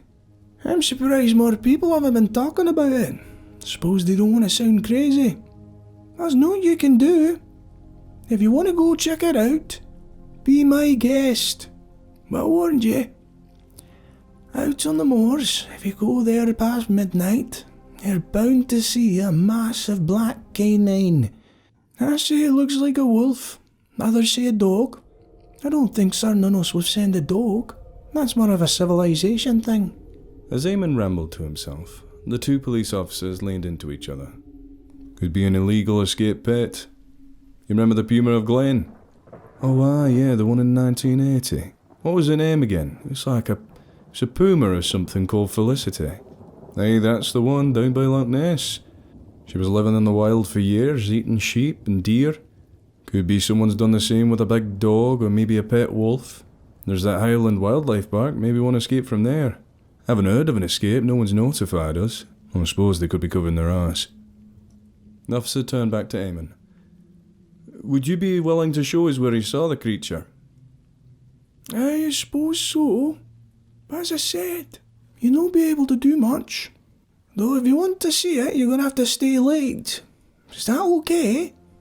McCreary and Matthews looked to each other. These are the latest cattle mutilations. But shouldn't we call in an animal expert? No, we're not going to act yet. If we see something, confirm what we've seen, and then call it in. Makes more sense. Suppose then we could pass this to someone more qualified. Exactly my thoughts. So let's do this late one. Get out the way. After radioing in and getting the go-ahead back from their office, the two officers sat with the old man, talking amicably about different topics from sport to their favourite foods. At about 11:30, Eamon gathered his guests and the trio ventured into the heart of the moors, where the land bore scars of man's encroachment. The mist clung to the rugged landscape as Officer McCreary and Officer Matthews followed the hunched figure of Eamon through the desolate moors of Scotland. The wind whispered ancient secrets, and the moon cast an eerie glow on the heather-covered hills. Eamon, with a mane of silver hair and a withered face etched with lines, led the way with an air of both determination and trepidation. The two officers exchanged uneasy glances as they trudged deeper into the mysterious expanse. The reports of livestock mutilations and eerie sightings had brought them here, and Eamon claimed to know the source. But they were still unsure. Nothing could be certain. Perhaps this old man was crazy and had some sort of weapon. Perhaps he was trying to lead them to their doom. But after the better half of a day getting to know the old man, they felt relaxed around him, putting that fear to bed. Suddenly Eamon stopped. We're close, lads. Keep your wits about you. I can feel it. The trio pressed on, the crunching of heather beneath their boots the only sound. Suddenly, a guttural growl echoed through the mist, sending shivers down their spines. Out of the shadows emerged a massive, ethereal figure. Indeed, it had the shape of a large black wolf, far bigger than the average man. The creature encroached forward towards them. The two officers took a step back, but the old man stood his ground, staring forward at the spectral predator. Cernunnos, he whispered, a mix of reverence and fear in his voice. The creature's ears shot up, and it almost tilted its head like a confused dog, before all of a sudden it stood upright and transformed before their very eyes into the visage of a man? No, not quite. Atop his shaggy brown head were an exquisite rack of antlers, larger than even the biggest of stags in the area. The creature, a majestic fusion of man and beast, regarded them with ancient eyes that held both wisdom and sorrow. As if answering a call, the wind picked up, carrying with it the echoes of a forgotten time. Old man, Cernunnos' voice crept across the land like ice. Why have you brought these men here? Eamon's gaze never wavered as he spoke. The people of Scotland suffer. The land is wounded, I know. They know not the price of progress, and have forgotten the ways of old. Spare them, noble one, and I offer myself as a willing sacrifice. Grant the land time to heal. They're moving in the right direction. They just need time. The officers looked at Eamon in disbelief, but there was a solemn determination in the old man's eyes. Cernunnos considered Eamon's plea. His eyes softened for a moment. Then, the air crackled with an otherworldly energy as Cernunnos spoke. Very well, Eamon. Your selfless sacrifice will be accepted. But the people must remember the balance. The land is a gift that demands respect, or I will return, and I will put things right myself. As the stagman faded into the mist, The officers stared at Eamon, who stood still with a quiet resolve. The old man turned to them, his eyes reflecting both sadness and acceptance. Go back to your people, even you English. Tell them the tale of Cernunnos. Let them learn from the wisdom of the land. Don't fight against it, 'cause you can't win in the end. And just like that, Eamon disappeared into the mist as well, not a trace to be found. With heavy hearts, the officers retraced their steps, leaving the moors behind, forever changed by their experience in the Highlands and their brief meeting with its people, and they would never forget the brave, wise man they had just met, or his teachings, never forget of his embrace of his fate, hoping that his sacrifice would serve as a reminder to all to cherish the ancient bond between man and nature.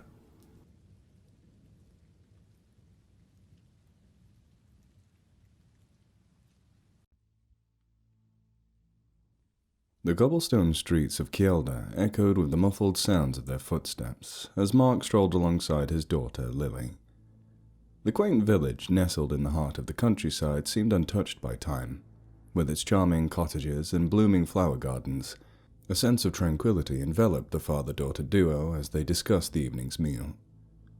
"So, what you feeling for dinner tonight?" Mark asked, his brows furrowed with contemplation. Lily grinned, her youthful exuberance contrasting with the worried lines etched on her father's face. How about your world-famous spaghetti bolognese, Dad? It's been ages since you made it. Mark's eyes softened as he ruffled Lily's hair affectionately. "Spaghetti it is." As they strolled past the village square, the scent of freshly baked bread wafted through the air, momentarily distracting Mark from the shadows that lingered in the corners of his mind.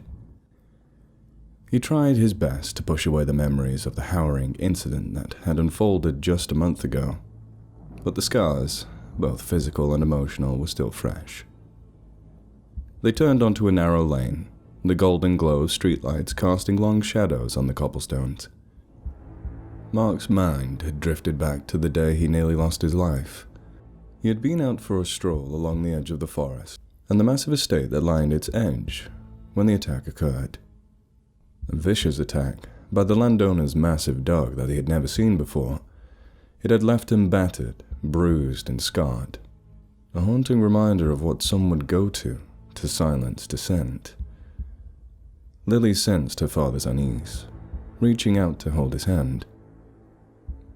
Dad, you've been so quiet lately. Is everything okay? Mark sighed, a heaviness settling in his chest. Just a bit stressed, sweetheart. Work and all that. But don't worry, everything will be fine. Unbeknownst to Lily, Mark's distress had a deeper root. He had become a vocal opponent of the annual pheasant shoot, speaking out against the practice that wreaked havoc on crops and local wildlife after thousands of the invasive birds are released into the countryside. His activism had made enemies, and the attack seemed like a sinister message. As they approached their cozy cottage, its warm lights welcomed them home. Mark couldn't shake the feeling the tranquility of Kielder might be deceptive. The idyllic village held secrets, and he couldn't ignore the nagging suspicion that his fight for the well-being of the land and its creatures had put not only him but also Lily in the crosshairs of a dangerous adversary. Kielder nestled at the edge of a rolling countryside, a picturesque haven that seemed frozen in time. The village, surrounded by lush greenery and dotted with charming cottages, exuded a timeless charm that captivated everyone who wandered through its cobblestone streets. Quaint houses, adorned with ivy-clad walls and colourful flower boxes, lined the lanes, creating a patchwork of architectural styles that spoke of generations past.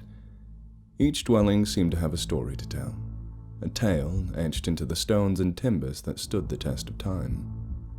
The heart of Kielder was the village square, a bustling hub where locals gathered to exchange pleasantries and share the latest news. A medieval stone fountain adorned the centre, its waters trickling peacefully, echoing the tranquility that enveloped the entire village. Small shops with weathered wooden signs offered an array of goods, from handmade crafts to fresh produce, creating a sense of self-sufficiency and community spirit. Streets meandered and intertwined, leading visitors through narrow alleys, framed by overhanging branches, creating a natural canopy. Towering trees, their branches reaching towards the sky, cast dapple shadows on the cobblestones below. As evening descended, the warm glow of street lights illuminated the paths, adding a touch of magic to the village's atmosphere. Surrounding Kielder, vast expanses of forest and the odd plot of farmland painted the landscape with hues of green and gold. The air was filled with the melody of chirping birds and the rustling leaves in the gentle breeze. The village seemed to exist in harmony with the natural world, an oasis of serenity amid the chaos of the modern era. Yet beneath this idyllic facade, shadows indeed lingered, not just in the corners of the cobblestone streets, but also in the hearts of those who called Kielder home. The issue of wealthy upper-class landowners owning extensive parcels of land held deeper consequences for the general public. One significant problem stemmed from the annual pheasant shoot, a tradition that, whilst rooted in leisure for the affluent, posed considerable challenges for the local community. The wealthy upper class, often possessing vast estates in the vicinity of Kielder, would engage in the release of pheasants onto public land as part of their shooting activities.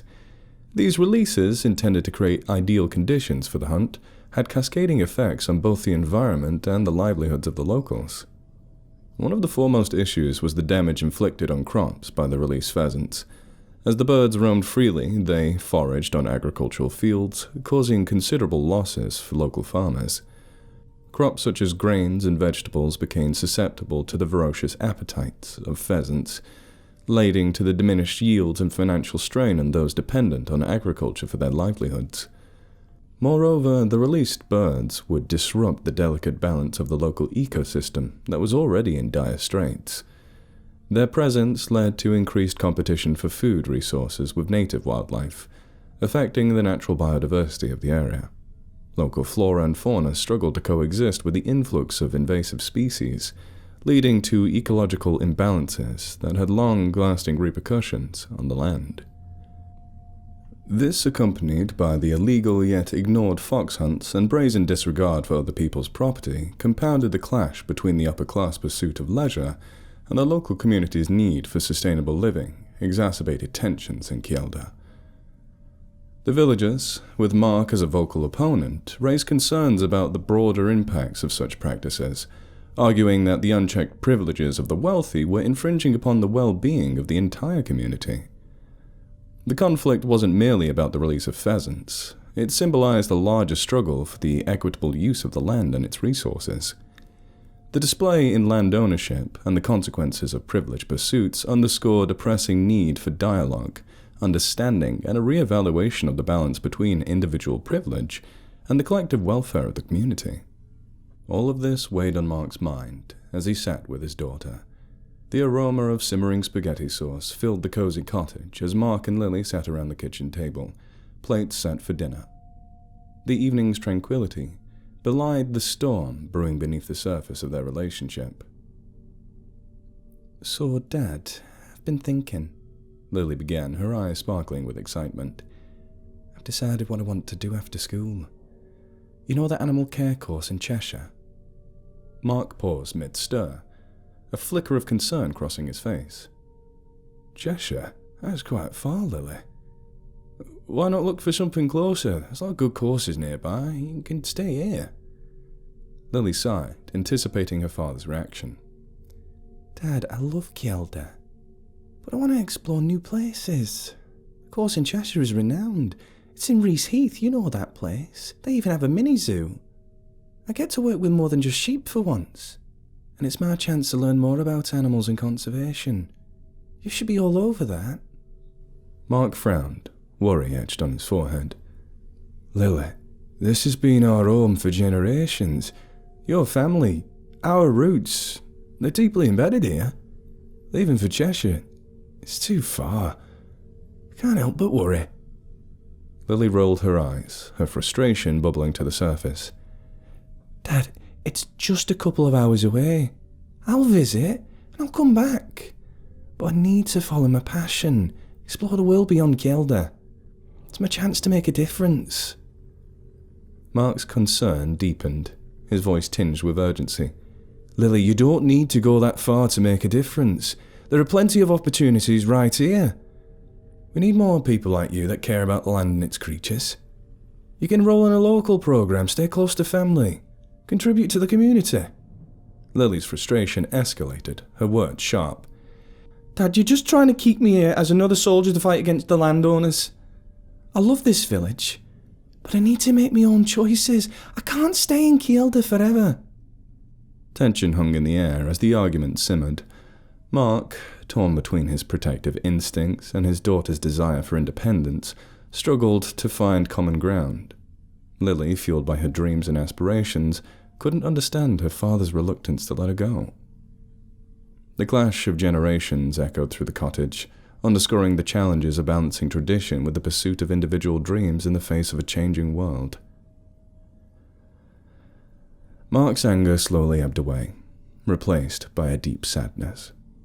He looked into Lily's eyes, realizing the weight of his own fears and the impact they had on their relationship. Lily, I'm sorry. I shouldn't have tried to hold you back. Your dreams are important. Your dreams are important, and I want to support you in any way I can. Lily, surprised by her father's change of heart, felt a mixture of relief and gratitude. She threw her arms around Mark, hugging him tightly. Thank you, Dad. I promise I'll come back, and I'll make you proud. As they embraced, a sense of reconciliation filled the room. However, in the aftermath of their emotional exchange, Lily's keen eyes caught a peculiar sight on the oak table. Two of Mark's fingers, which had moments ago been the source of a fatherly caress, had transformed into something unexpected.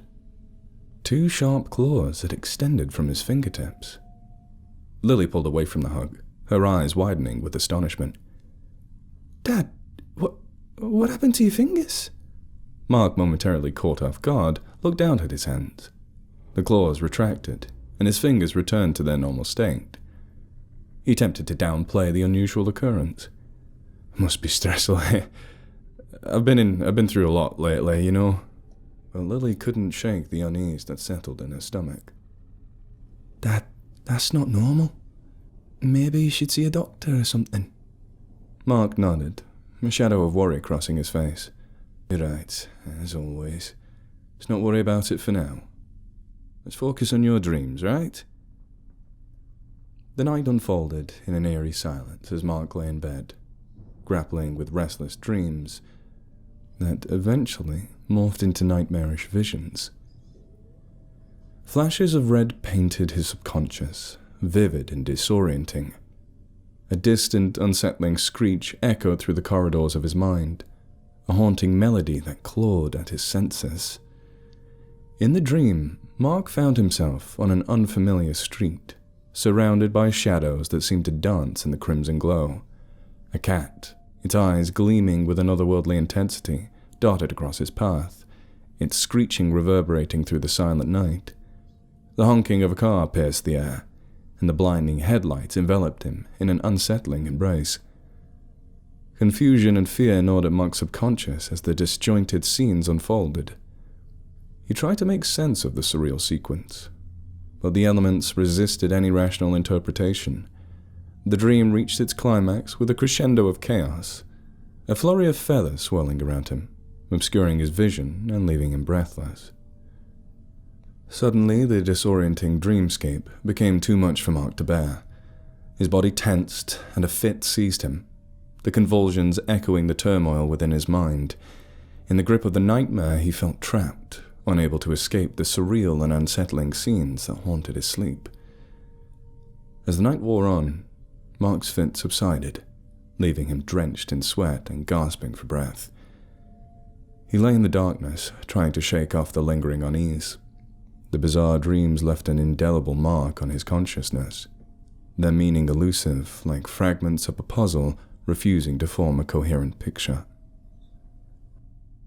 Mark couldn't shake the feeling that these dreams were more than mere nightmares. They felt like glimpses into something deeper, something hidden beneath the surface of his reality. Little did he know that the mysterious visions were not just figments of his imagination. They held a connection to the secrets buried within the village of Kielder. The following morning dawned with a serene brightness that seemed to wash away the remnants of Mark's unsettling night. The sun cast a golden glow over Kielder, and as father and daughter stepped into the quaint village, a sense of calm settled around them. Mark and Lily decided to have breakfast at the Castle Café, a charming establishment nestled within the walls of the village's historic castle. As they entered, the aroma of freshly brewed coffee and baked goods enveloped them, creating an inviting atmosphere. The Castle Café boasted large windows that allowed sunlight to stream in, casting warm embrace over the interior. Tables were adorned with colorful flowers, and the gentle hum of conversation created a pleasant backdrop. Mark and Lily found a spot by the window, their chosen table bathed in the soft morning sun. A friendly waitress greeted them and took their orders, the menu offering a delightful array of breakfast options. But Mark couldn't help but smile as he watched Lily pursue the choices, her excitement and enthusiasm a stark contrast to the tension of the previous evening. As they waited for their meals, the pair engaged in light conversation, the atmosphere gradually shifting from the weight of the previous night's argument. The sunshine streamed through the windows. It seemed to infuse a renewed sense of optimism into their lives. Lily, eager to move past the disagreement, shared her plans for the day and upcoming weeks. Mark listened attentively, realizing that supporting her dreams meant embracing change, even if it meant letting go of some of his own fears. Their breakfast arrived, a delicious spread of pastries, fruits, and steaming cups of coffee. The warmth of the cafe, accompanied with the delectable food, fostered a sense of togetherness. Mark and Lily savored the flavors and the simple joy of sharing a meal in the heart of their beloved village. As Mark and Lily stood up to leave the castle, the cheerful atmosphere suddenly shattered. A distant horn echoed through the village, sending a shiver down Mark's spine. For a moment, time seemed to freeze as the involuntary flashback to the disconcerting dream, the honking of the car's horn, and the unsettling scene that followed. The haunting sound of the horn dissipated, but Mark's unease lingered. His senses sharpened as he strained to discern the source of the commotion. The air grew tense, and as the distant baying of hounds reached their ears, a sinking feeling settled into the pit of their stomachs. Lily's eyes widened with realization, mirroring the concern etched across Mark's face. "Dad, is that—" Before they could finish her sentence, the truth became evident. The barking of hounds intensified, punctuated by the rhythmic thuds of hooves against the ground. An illegal fox hunt was underway. A practice that not only clashed with Mark's convictions, but also posed a direct threat to the delicate balance of the local ecosystem. Mark's jaw clenched, his gaze hardened with a mix of anger and frustration. "They're hunting again," he murmured, the memories of his recent nightmares intertwining with the reality unfolding before them. Lily's eyes mirrored her father's concern, the passion for animals fueling her distress. "Dad, we can't let this happen. We need to do something." Mark nodded, determination replacing the initial shock. With a renewed sense of purpose, Mark and Lily quickly mobilized to join the group of like-minded villagers who were equally opposed to the fox hunt. The group assembled in the heart of Kielder, their collective determination evident in the stern expressions and resolute stance of each participant. Armed with placards and shared conviction, this group was ready to peacefully protest against the hunt. The banners they held high bore messages advocating for the rights of these animals and the preservation of local wildlife. Mark, Lily, and the others formed a united front, standing in silent protest against the outdated tradition that threatened the delicate balance of their village. The air crackled with tension as the hunters, mounted on horses and accompanied by baying hounds, approached the outskirts of the village.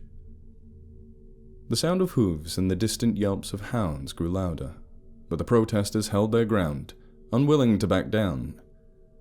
As the hunters reached the village square, the clash of ideologies became palpable. Mark, his eyes fixed on the approaching group, felt a surge of determination to protect what they held dear. Lily, standing beside him, mirrored her father's resolve, her youthful energy adding vigor to the collective plea for change. The villagers spoke through their silence, the weight of their protest echoing louder than any words. The atmosphere crackled with tension of opposing beliefs, the clash between tradition and modern values playing out in the heart of Kielder. In the face of the determined opposition, the hunters hesitated. The protest was a testament to the unity of the village, a diverse community bound by a shared love for their home. As Mark and Lily stood alongside their fellow villagers, the castle's shadow stretched over the square. The collective voice against the hunt resonated through the cobbled streets, carrying the hopes of a community fighting for change. Jack Millard, a figure of authority in Kielder, approached the protesters with an air of disdain. Mounted on a majestic steed, he cut an imposing figure, his expression revealing little sympathy for the cause that stood before him. The villagers, resolute in their opposition, met his gaze unwavering with determination. As Jack reined in the horse, the ominous clatter of hooves ceased, and an uneasy silence settled over the square. His cold eyes scanned the crowd, lingering on Mark and Lily, the father-daughter duo who had become vocal opponents of his practices. "Now what do you think you're doing?" Jack's voice carried a tone of arrogance as he addressed the protesters. "This is my land, and you have no right to interfere with our traditions. You're risking a lot by challenging me." Mark stepped forward, his voice steady but laced with conviction. "Jack, these so-called traditions are outdated and harmful. We won't stand by whilst you exploit our home for your own pleasure." Jack sneered, dismissing the concerns. "You're just a bunch of idealistic fools. Do you think a protest will change anything? They never do. I have the power and resources to make your lives miserable. Don't forget who holds the reins in Kielder." Lily, undeterred by the veiled threats, spoke up. "We won't be silenced, Jack. This village deserves better than you and your lot. You won't know a moment's peace whilst good people live here." The tension escalated as Jack's expression darkened. He leaned forward in his saddle, his voice dripping with menace. "You might want to think twice about crossing me. I can make sure your businesses suffer, your homes crumble. Kielder is mine, you insufferable little serfs." The threat hung heavily in the air, and the villagers exchanged wary glances. But the fire in Mark and Lily's eyes reflected a determination that couldn't be easily extinguished. The confrontation between the leader of the hunt and the protesters had become a pivotal moment. Suddenly Mark's temper, stoked by the venomous threat, ignited into an unbridled rage.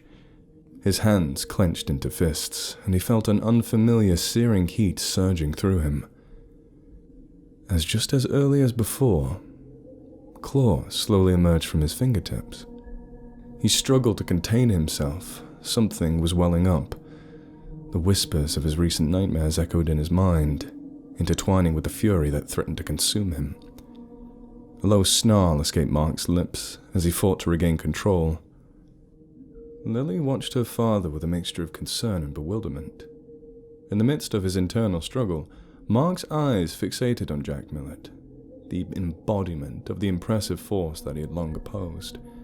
The man on the horse, oblivious to the strange turmoil unfolding, continued to spew threats and arrogance.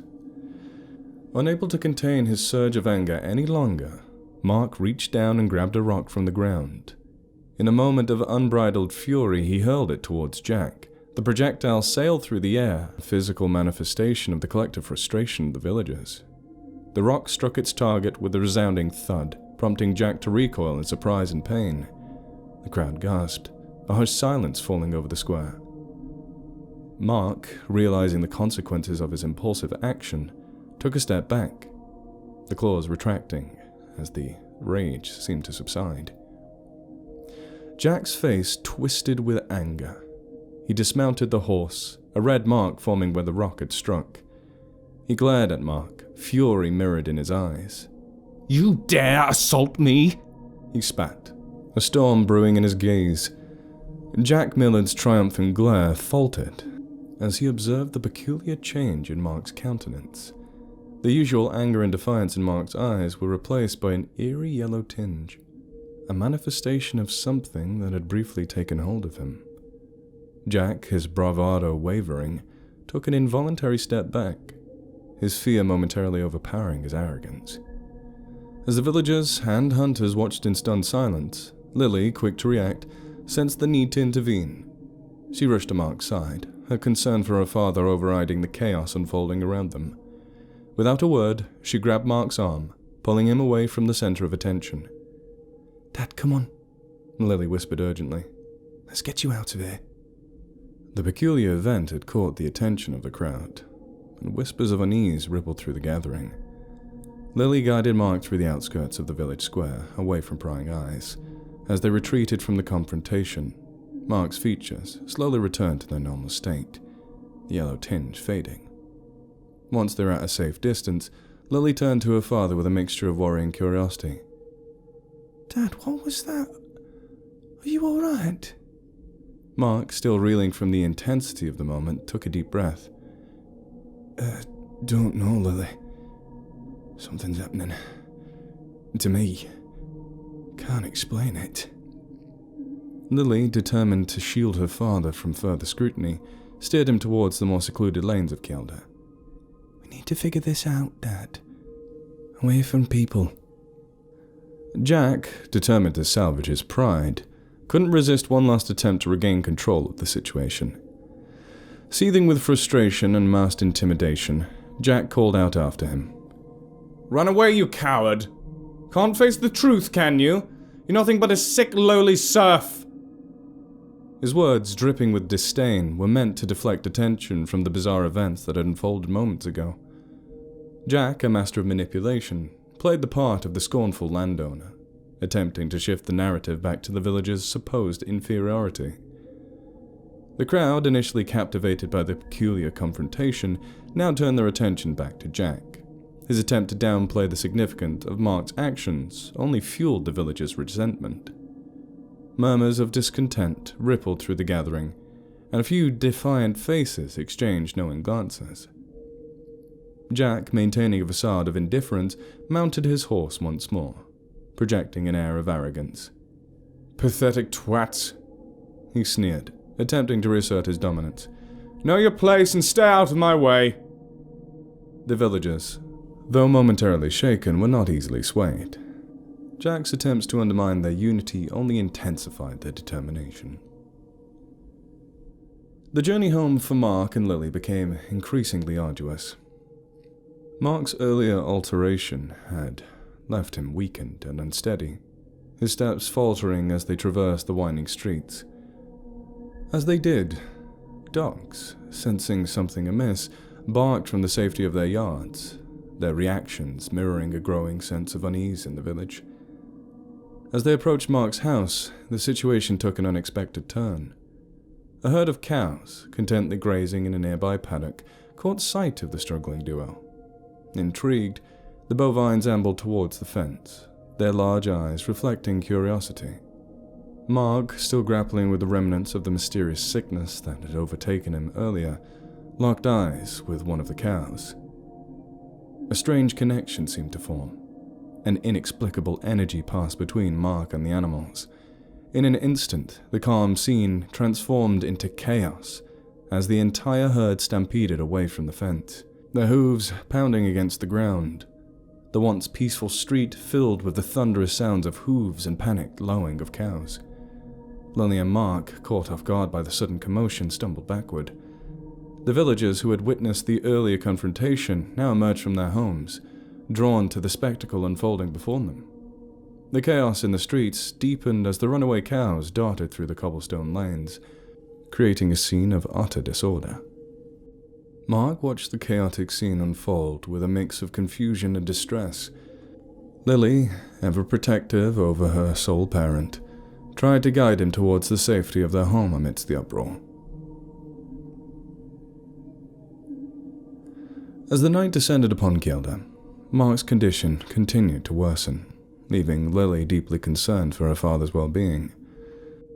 The lingering effects of the mysterious event and the physical strain that he endured throughout the day weighed on him heavily. Recognizing the urgency of the situation, Lily decided to call for a doctor to assess her father's condition. With a sense of worry etched across her face, she dialed the number, hoping the medical intervention would provide an answer and alleviate the distressing symptoms Mark was experiencing. The village doctor, well acquainted with the close-knit community, responded promptly to Lily's call. Within a short time, the doctor arrived at Mark's house, equipped with a medical bag and a reassuring demeanor. Lily led the doctor to where Mark lay. With years of experience attending to the villagers of Gilda, he approached him with a calm and measured demeanor. After a thorough examination and a series of questions about Mark's symptoms and recent experiences, the doctor furrowed his brow with concern. "Can't quite put my finger on it, but there's something unusual here," the doctor admitted. "I'd recommend some further tests and perhaps consulting with specialists in the nearby town. We need to get to the bottom of this, that's for sure. For tonight, keep him hydrated and warm, right?" As the doctor left, Lily was left alone with her unconscious father. A heavy silence settled into the room. The flickering firelight cast a warm glow, illuminating the worry etched onto Lily's face as she stood by Mark's side. The air seemed to hold its breath, burdened by the weight of uncertainty that loomed over their lives at the moment. Lily reached out, gently taking Mark's hand in hers. She spoke softly, her voice filled with a mixture of love and determination. Dad, I won't leave you. We'll get through this together. You've always been there for me, and now it's my turn to take care of you. I swear. As she spoke, Mark's breathing grew heavier, each breath a laboured effort. Lily's heart clenched with every strained exhale, the vulnerability of the moment underscoring the profound connection between the two. Tears welled in Lily's eyes as she whispered words of reassurance, her promise hanging in the air like a solemn vow. The room seemed to hold its breath, suspended in a poignant moment that transcended the boundaries of the physical world. In the quiet of the night, as Gilda slumbered underneath the watchful gaze of the stars, Lily sat by her father's side, a silent sentinel guarding over the man who had shaped her world. The heaviness of the unknown sickness and the fragility of life hung in the air, but within the walls of the small cottage, the bond between father and daughter radiated a quiet strength, a beacon of resilience in the face of adversity. As she lay with her hand on her father's chest, the frantic rhythm of his heart racing turned into real knocking on the front door. She got up to answer it, revealing two menacing figures standing on the doorstep. Jack Millard's cronies. Their faces twisted into smirks embodying the arrogance and cruelty that seemed to be the trademark of their employer. Without waiting for an invitation, they barged their way into the house, their presence filling the room with an oppressive air. Lily, her gaze shifting between the intruders and her unconscious father, felt a surge of fear and anger coursing through her. "We're here on Jack's behalf," one of them sneered, glancing around the humble cottage with disdain. "He's got a message for you and your old man." Lily, her voice steady despite the turmoil within, demanded, "What the hell does he want?" The cronies exchanged sinister glances, their laughter echoing throughout the small room. "Jack says the old man needs to learn his place. We're here to help him with that. Give him a little reminder." As their eyes landed on Mark, unconscious and vulnerable, the laughter intensified. Lily, her protective instincts flaring, stepped between them and her father. "You're not touching him! Get out!" The cronies, fueled by a toxic mix of arrogance and sadistic enjoyment, made suggestive threats towards Lily, attempting to intimidate her. The words hung in the air like a dark cloud, casting a shadow over the tense atmosphere. Lily, though frightened, refused to back down. "Get out before I call the police. We don't need trouble from the likes of you." The cronies chuckled, seemingly unfazed by the threat. You could try, sweetheart, but we're just the messengers. Jack's got ways of dealing with people who don't cooperate. The air thickened with tension as one of the cronies, reveling in the sadistic power bestowed upon him, grabbed Lily by the waist. A scream escaped her lips as she was forcibly thrown against the wall, the impact causing her to hit her head with a sickening thud. The room echoed with the sound of assault as Lily crumpled to the floor, consciousness slipping away. Mark stirred sluggishly from his unconscious state, feeling a surge of helpless anger welling within him. The cronies, indifferent to the pain they had inflicted, turned their attention to the disoriented man on the bed. Lily's limp form lay on the ground, the room now a battleground of vulnerability and cruelty. The two thugs, seeing the opportunity to further assert their dominance, began marking Mark. His heavy breathing seemed to be the only response he could muster, his eyes avoiding the malicious gaze of his tormentors. The room filled with an eerie silence, broken only by the cruel laughter of the cronies. Mark, despite the haze clouding his senses, clung to a fierce determination not to give the aggressors the satisfaction of seeing fear in his eyes. Heavy breaths persisted, each one carrying the weight of defiance against the injustice that had befallen them. The room plunged into a surreal stillness as Mark's eyes flickered, revealing intense golden irises that seemed to burn with an otherworldly energy. In that moment, the atmosphere shifted, as if the very air acknowledged the emergence of a force beyond the realm of the ordinary. In a swift, almost effortless motion, Mark's hand shot out, gripping the closest crony by the throat. The man, suspended in the air, futilely struggled against the vice-like grip. Punches and kicks proved ineffectual as Mark's supernatural strength rendered the assailant powerless. The other thug, desperation etched across his face, attempted to wield a small chair as a makeshift weapon. The blows landed with a dull thud, but to no avail, the chair seemingly insignificant against this unearthly power that Mark was now displaying.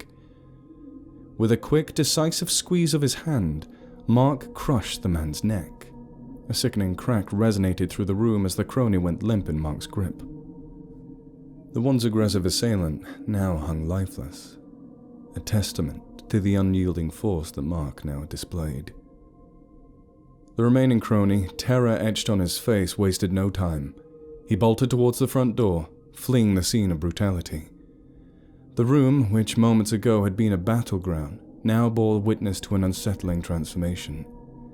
A glimpse into the supernatural forces that seemed to lie dormant within Mark. His eyes, still ablaze with an otherworldly intensity, slowly released the lifeless body. The weight of confrontation hung in the air. The small cottage seemed to change into a realm where the ordinary and extraordinary collided. The cronies' panicked footsteps echoed through the darkened streets of Kjelda as he desperately sought escape from the horrors that he had witnessed. Fear clung to him like a suffocating cloak, urging him to put as much distance as possible between himself and the scene of brutality. But as he sprinted through the quiet village, the oppressive darkness of night seemed to close in around him. About 40 feet from the cottage, an unsettling sound pierced the night. The grunting of a large animal and the ominous clacking of claws against concrete. The man's heart raced, terror intensifying with every step. He dared not look back, fearing the unknown horror that pursued him. The cacophony of animalistic sounds grew louder, the relentless pursuit sending shivers down his spine. His breaths came in ragged gasps as he stumbled through the winding streets, the village seeming devoid of any sanctuary. The echoing grunts and relentless clacking persisted, a spectral presence haunting his every move. The crony's desperate sprint turned into a frantic dash for survival as the mysterious pursuer closed the gap.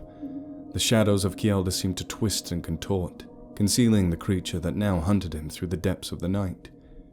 Desperation etched on his face, the crony spotted a group of teenagers gathered by a dimly lit area, their laughter and chatter filling the night air. He stumbled towards them, calling out for help as he approached. The group turned in surprise, their jovial expressions fading into confusion. However, as the crony drew nearer, A sudden collective terror seized the teens.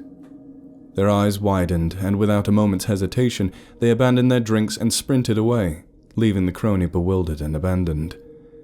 Panicked, he couldn't resist the urge to look over his shoulder.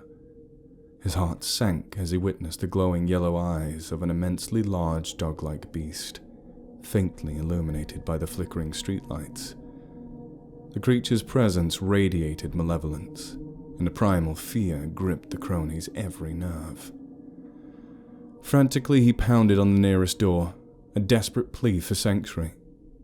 The lights inside the house flickered to life, and an elderly woman peered out of a bedroom window, her face etched with confusion and concern. Just as the thug dared to hope for safety, the beast lunged at him with incredible force, the impact sending them crashing through the front door, wood splintering and shattering under the tremendous force of the attack. The elderly woman recoiled in horror, witnessing the scene that defied all reason. The night air echoed with the man's screams and the ferocious snarls of a beast as they tumbled into the darkness within the house. The abandoned drinks of the fleeing teenagers left as the only remnants of the normalcy that had been shattered. A deafening roar reverberated through the night, drowning out the man's desperate screams. In the aftermath of the chilling sound, an eerie silence descended upon the once tranquil streets. A moment later, the atmosphere was shattered once more, as the remnants of the man were violently expelled onto the streets. Tattered clothes and gore painted a gruesome tableau, a macabre display that stood as a grim testament to the inexplicable and malevolent force that now prowled the streets. Now stained with the aftermath of the horrific encounter, the cobblestone remained shrouded in unsettling stillness. The beast, having claimed its victim, now stood alone in the street where it paused. House lights came on all around as the creature stood in silence, panting and confused. A car came around the bend of the road, its headlights illuminating the form of the animal. A sudden light from the car's headlights revealed the monstrous form standing in the street, covered in the gore of the man and panting heavily. It was a monstrously large black wolf. The remnants of Mark's flannel shirt still clung to its left arm, a gruesome testament to the inexplicable transformation that had occurred. As the car approached, its headlights pierced the darkness. The wolf released another roar, the sound echoing through the night. The driver, now confronted with the nightmarish sight before them, slammed on the brakes, bringing the vehicle to a screeching halt. The wolf, undeterred, took up the entire road, its menacing presence casting a shadow over the unfolding chaos. The driver, paralyzed by fear, stared at the beast before them. In a display of both confusion and raw power, the wolf's massive legs swung, connecting with the front of the car. The impact caused the vehicle to roll back several feet, leaving a massive dent in the hood and triggering the release of the airbags within the confined space of the car. The driver, now disoriented and shocked, frantically assessed the situation. The creature, having asserted its dominance over the road, continued to pant and growl, its eyes ablaze with an otherworldly intensity. As the chaos and confusion lingered in the aftermath of the encounter, the monstrous black wolf, a manifestation of Mark's altered form, raced off into the depths of the forest. In the dim glow of the moonlight that filtered through the dense foliage, the creature vanished, leaving behind a trail of uncertainty and fear in the people that witnessed it. Within the deep depths of the creature's mind, a battle raged. Mark, caught in the midst of his own transformation, struggled to regain control over his thoughts and actions. The primal instincts that led to the violent outburst clashed with his human consciousness, creating a turbulent internal landscape. As the wolf navigated the darkened forest, Mark's mind grappled with the consequences of the night's events. Images of the attack on the cronies, the monstrous roar, and the violent encounter with the car replayed in his thoughts. The remnants of his flannel shirt clung to his form, a haunting reminder of the inexplicable transformation that had taken place. Through the dissonance, Mark's human consciousness fought to assert itself, desperately attempting to make sense of the strange force that seems to have taken hold of him. A profound sense of guilt and confusion welled within him as he tried to reconcile the violent actions he had just done to his fellow man. Suddenly, the scent of hounds, lingering from the events of the day prior, seized the wolf's attention as it sat in the darkness of the forest. Driven by an instinct it couldn't resist, the creature followed the scent, racing through the trees with an eerie grace. Shadows danced around it as it moved swift and silent. The pursuit led the wolf to a clearing where a tragic tableau awaited. The mangled body of a fox lay sprawled on the ground, the victim of a violent end. The scent of blood and fear saturated the air, creating a haunting atmosphere that resonated with the echoes of the previous day's confrontation. As the wolf approached the lifeless body of the fox, its primal instincts surged forward, compelling it to consider the carcass as potential sustenance. However, in a fleeting moment of clarity, Mark's human consciousness reasserted itself. A feeling of pity and sorrow washed over Mark's mind as he surveyed the remains of the creature. The brutality of its demise became painfully apparent, a stark reflection of the violence that had become intertwined with his own existence. The fox, like Mark himself, had fallen victim to a world where primal instincts clashed with empathy and understanding. Caught between the instinctual drive to feed on the carcass and the resurgence of the human compassion, Mark's conflicted mind grappled with the implications of his dual existence. The forest, shrouded in darkness and mystery, bore witness to this internal struggle, torn between the predatory urges and the fleeting glimmers of humanity that still lingered within him. Mark, wrestling with the internal conflict between his human consciousness and the wolf's, redirected the creature's predatory desire towards following the scent trail. The twisted path led through the dense forest, unveiling a macabre series of scenes. Dead animals left to rot, their untouched carcasses casting an eerie pall over the woodland. Among the casualties were another fox, a house cat, a deer fawn, and a badger, their lives cut short and their remains abandoned, uneaten.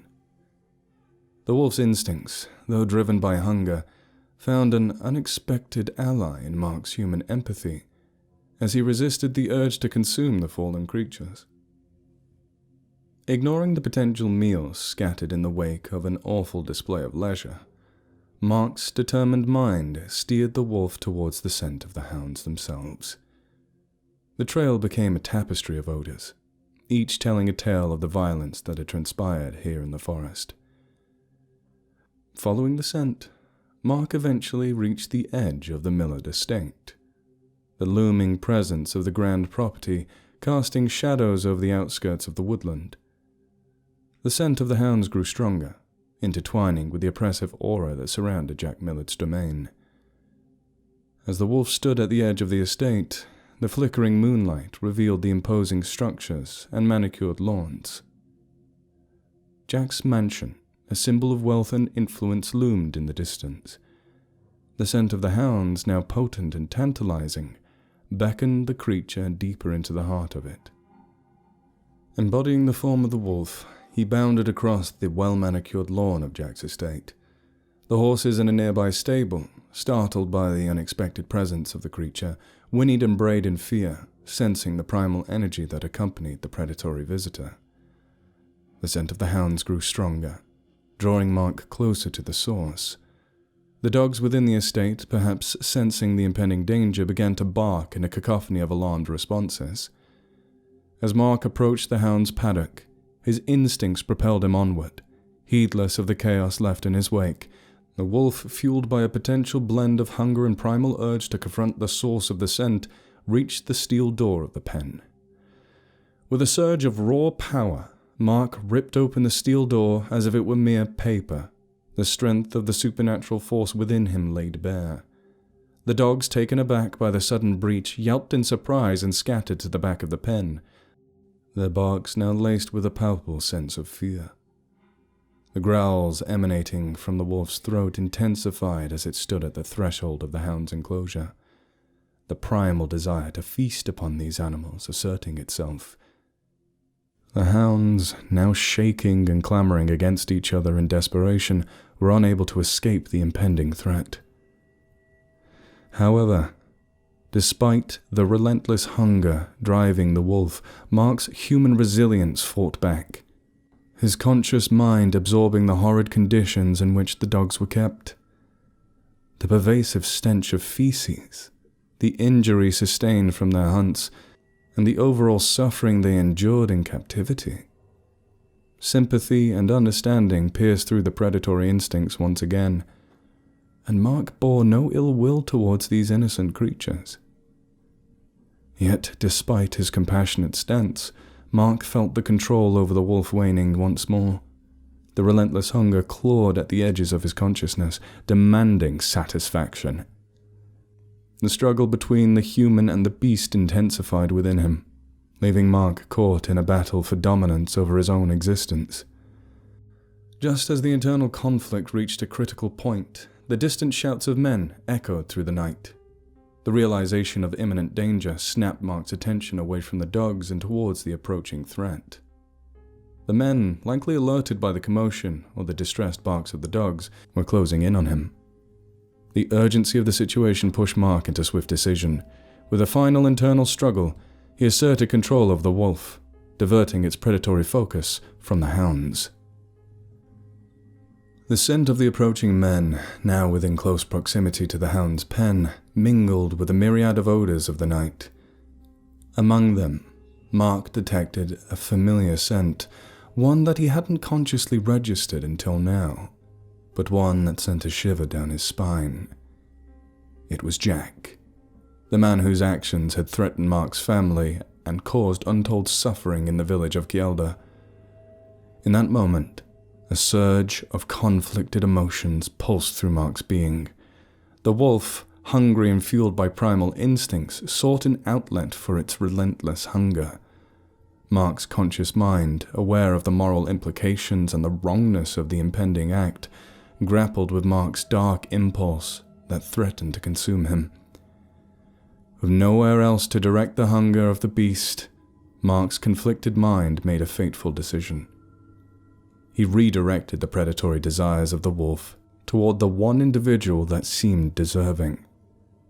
Jack, the very man whose oppressive influence and callous actions had brought about chaos and pain to the town. As the men closed in on the hound's pen, Mark, in the guise of the wolf, emerged from the shadows with a predatory grace. The scent of Jack hung in the air, thick, guiding the creature's movements towards the source of the familiar odor. The night, already laden with tension and mystery, stood witness to a convergence of fates. Mark, propelled by a thirst for justice and an unrelenting hunger from the beast, advanced towards Jack. The wolf ignored all of the other men who approached the hound's pen. His focus solely fixated on Jack, the source of so much suffering and strife. Igniting his powerful limbs, Mark sprinted on all fours with a primal determination, closing the distance between himself and the wealthy landowner. Jack, sensing the impending threat, let out a strangled cry as panic washed over him. The illusion of his dominance shattered. He attempted to flee from the monstrous force hurtling toward him. The night air echoed with the pounding of paws on the earth, and Jack's terrified cries added a discordant note to the dark symphony playing out in the heart of the ancient woods. The other men, now realizing the gravity of the situation, stumbled back in shock, their attempts to comprehend the supernatural spectacle before them overshadowed by fear. Mark, driven by a potent mix of primal instincts and revenge, closed the gap with each powerful stride, his eyes ablaze with an otherworldly intensity. Jack, otherwise driven by terror, sprinted back into his mansion, slamming the door behind him in a desperate attempt to escape the monstrous force pursuing him. However, the feeble barricade was no match for the supernatural strength of the creature. With a thunderous crash, It splintered the wood, rendering the door useless and bursting into the mansion after him. The room into which Jack fled was adorned with the taxidermized heads of countless animals, many of which endangered species, a morbid display of wealth and dominance. The light of the fireplace cast an eerie glow on the lifeless forms of the creatures, creating a haunting atmosphere that mirrored the predatory intent of the pursuing wolf. As the wolf entered the room, the tension between man and beast reached its peak. Jack, cornered by a vengeful force that had once been Mark, recoiled in horror. The air crackled with primal energy, a convergence of fates in the heart of this opulent mansion. The shadows of the taxidermized heads seemed to come alive, casting grotesque shapes on the walls. The room itself bore witness to the unfolding clash between the forces of greed and vengeance, each preserved creature serving as a silent observer to the supernatural reckoning. In a desperate attempt to fend off the werewolf, Jack grabbed his shotgun from the fireplace, swiveling on the massive beast and firing. The pellets bounced off the creature's supernatural hide with little effect. Panic seized Jack as the realization of his vulnerability settled in further. The wolf, barely flinching at the futile attempt to harm it, lurched forward with a swift, predatory glance. Jack, gripped by fear, found himself cornered and defenseless. In a last-ditch effort to escape, he frantically looked around the room, but the walls closed in on him, trapping him in a nightmarish confrontation. With a relentless advance, the wolf closed the distance and seized Jack's head with its powerful hands. The atmosphere crackled with an otherworldly energy as the pressure built within Jack's skull. His attempts to resist were futile, and the inevitability of his demise loomed over the opulent room. In his final moments, Jack's frantic gaze fell upon the mounted head of a grey wolf he had once shot in Canada. The lifeless eyes of the taxidermized creature regarded him with a cold, ironic amusement. The hunter had become the hunted, and the mounting realization of his own hypocrisy weighed heavily on Jack's consciousness. As the pressure in his skull intensified, the room bore witness to the culmination of Jack's ruthless actions and the supernatural forces that sought retribution. The mounted heads on the walls cast silent judgment on the man who had exploited and preyed upon the natural world. Jack's head exploded in gore as his life was extinguished, the blood splashing Mark's bestial face.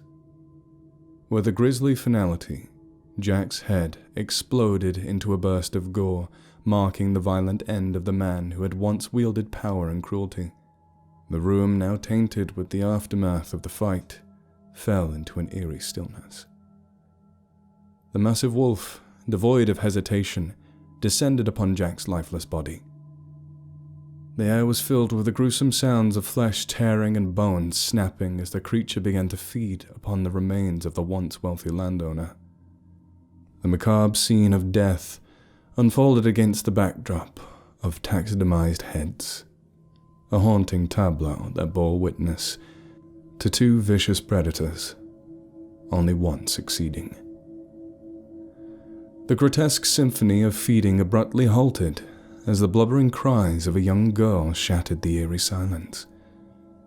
The massive wolf turned to the doorway where Jack's wife stood in shock, cradling their daughter in her arms. The sight before them was unimaginable, the lifeless body of Jack being devoured by the supernatural creature that had once been Mark. The daughter's uncontrollable sobs echoed through the room, the raw grief and horror of the scene unfolding before her overwhelming the already tense atmosphere. The mother, caught between shock and despair, clutched her daughter tighter, shielding her from the grotesque reality that now tainted their opulent mansion. The wolf, momentarily pausing in its grisly feast, regarded the grieving family with an overwhelming intensity. The shadows in the room seemed to deepen as the weight of the supernatural encounter hung heavy in the air. The village of Kielder, still oblivious to the unfolding tragedy within the mansion, remained wrapped in the quiet embrace of the night. Guilt surged through Mark as his human consciousness once more reasserted control over the bestial form. Without a moment's hesitation, he rushed out into the night, barreling through the terrified men who had just gathered the courage to attempt to enter the building. Mark, propelled by remorse and overwhelming weight of the night's events, fled into the forest. The trees enveloped him in their shadows, like a warm embrace, as he sought refuge amongst the ancient woods that had witnessed the supernatural clash. As Mark disappeared into the depths of the forest, the echoes of his transformation lingered in the air. As Mark awoke in the woods the next day, the harsh light of dawn revealing the aftermath of his activities, he found himself dirty and covered in blood. Unlike the victims of the werewolf curse in movies, he remembered everything he had done in his transformed state. The weight of guilt and the haunting memories of the night's events pressed heavily on him. With a sense of urgency, Mark did his best to cover his unclothed form, the realization of his vulnerability and the potential consequences of his actions sinking in. The distant echoes of the village awakening and the sounds of nature around him intensified his panic. Lily, his daughter, had been knocked unconscious during the chaos last night, and the urgency to check on her fueled his determination to return. Racing back to his cottage, Mark navigated the familiar paths with a sense of trepidation, doing his best to hide himself. The village, still largely unaware of the supernatural events that had unfolded, began to stir with activity of a new day. Mark's desperate footsteps carried him through the narrow lanes, past the quaint houses, and towards the cottage where Lily awaited. As he approached, the door swung open, revealing Lily standing there with a mixture of relief and concern on her face. In the embrace of the early morning light, Mark and Lily shared a hug despite Mark's dirty appearance. The weight of the events from the previous night hung in the air, but the relief of finding Lily safe and sound permeated the moment. As Mark attempted to explain the inexplainable, Lily cut him off, pointing out that by now, the situation was pretty obvious. She had heard about what had happened to the intruders from the village, and the police found her unconscious next to the strangled home invader. Lily, quick on her feet, had concocted a wild story, claiming that a lunatic dressed in a fursuit had been responsible for the chaos. The absurdity of the lie made both of them burst into laughter, a brief respite from the seriousness of the situation. However, the laughter subsided as Lily pointed out the impending return of the police. Since the rest of the village had corroborated the fantastical tale, the police had no choice but to take it seriously. Lily urged her dad to get cleaned up, preparing for the authorities who would soon arrive to take his statement. The warm water of the shower enveloped Mark, offering a momentary respite from the chaos that had unfolded. Yet, as the comforting cascade washed away the physical remnants of the night's events, Mark couldn't shake the worry that gnawed at him. The transformation he had experienced left him with newfound abilities, but it also came with an inherent danger. As the steam filled the bathroom, Mark vowed to himself that he would find a way to control the mysterious force. Perhaps, he thought, he could channel it for the betterment of the village. There was an issue with deer that needed culling, and the pheasants definitely needed to go. Perhaps managing the wildlife populations could become a purpose for his unique abilities. However, amidst the steam and the comforting water, Mark thought back to the crying child and the shocked mother. He knew that his journey was far from over. The events of the night had stirred something profound within him, a force that demanded reckoning. The realization that he would eventually have to face his own demons, confront the supernatural undercurrents that pulsed through the ancient woods, and his veins. Most importantly, safeguard his relationship with Lily and the well-being of everyone he loved. There was also the small issue of what gave him these abilities. He had spied no giant attack dog on Jack's property last night, and with that realization came a worrying thought. Not only had it not been a targeted attack by Jack and his attack dog that fateful night a month ago, there was another wolf out there. As Mark emerged from the shower, a renewed sense of determination settled within him.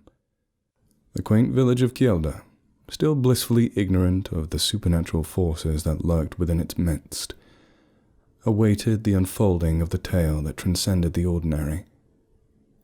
The day pressed on, shadows and secrets blending into the daily routine, leaving Mark poised on the precipice of a future fraught with mysteries, challenges, and the potential for redemption.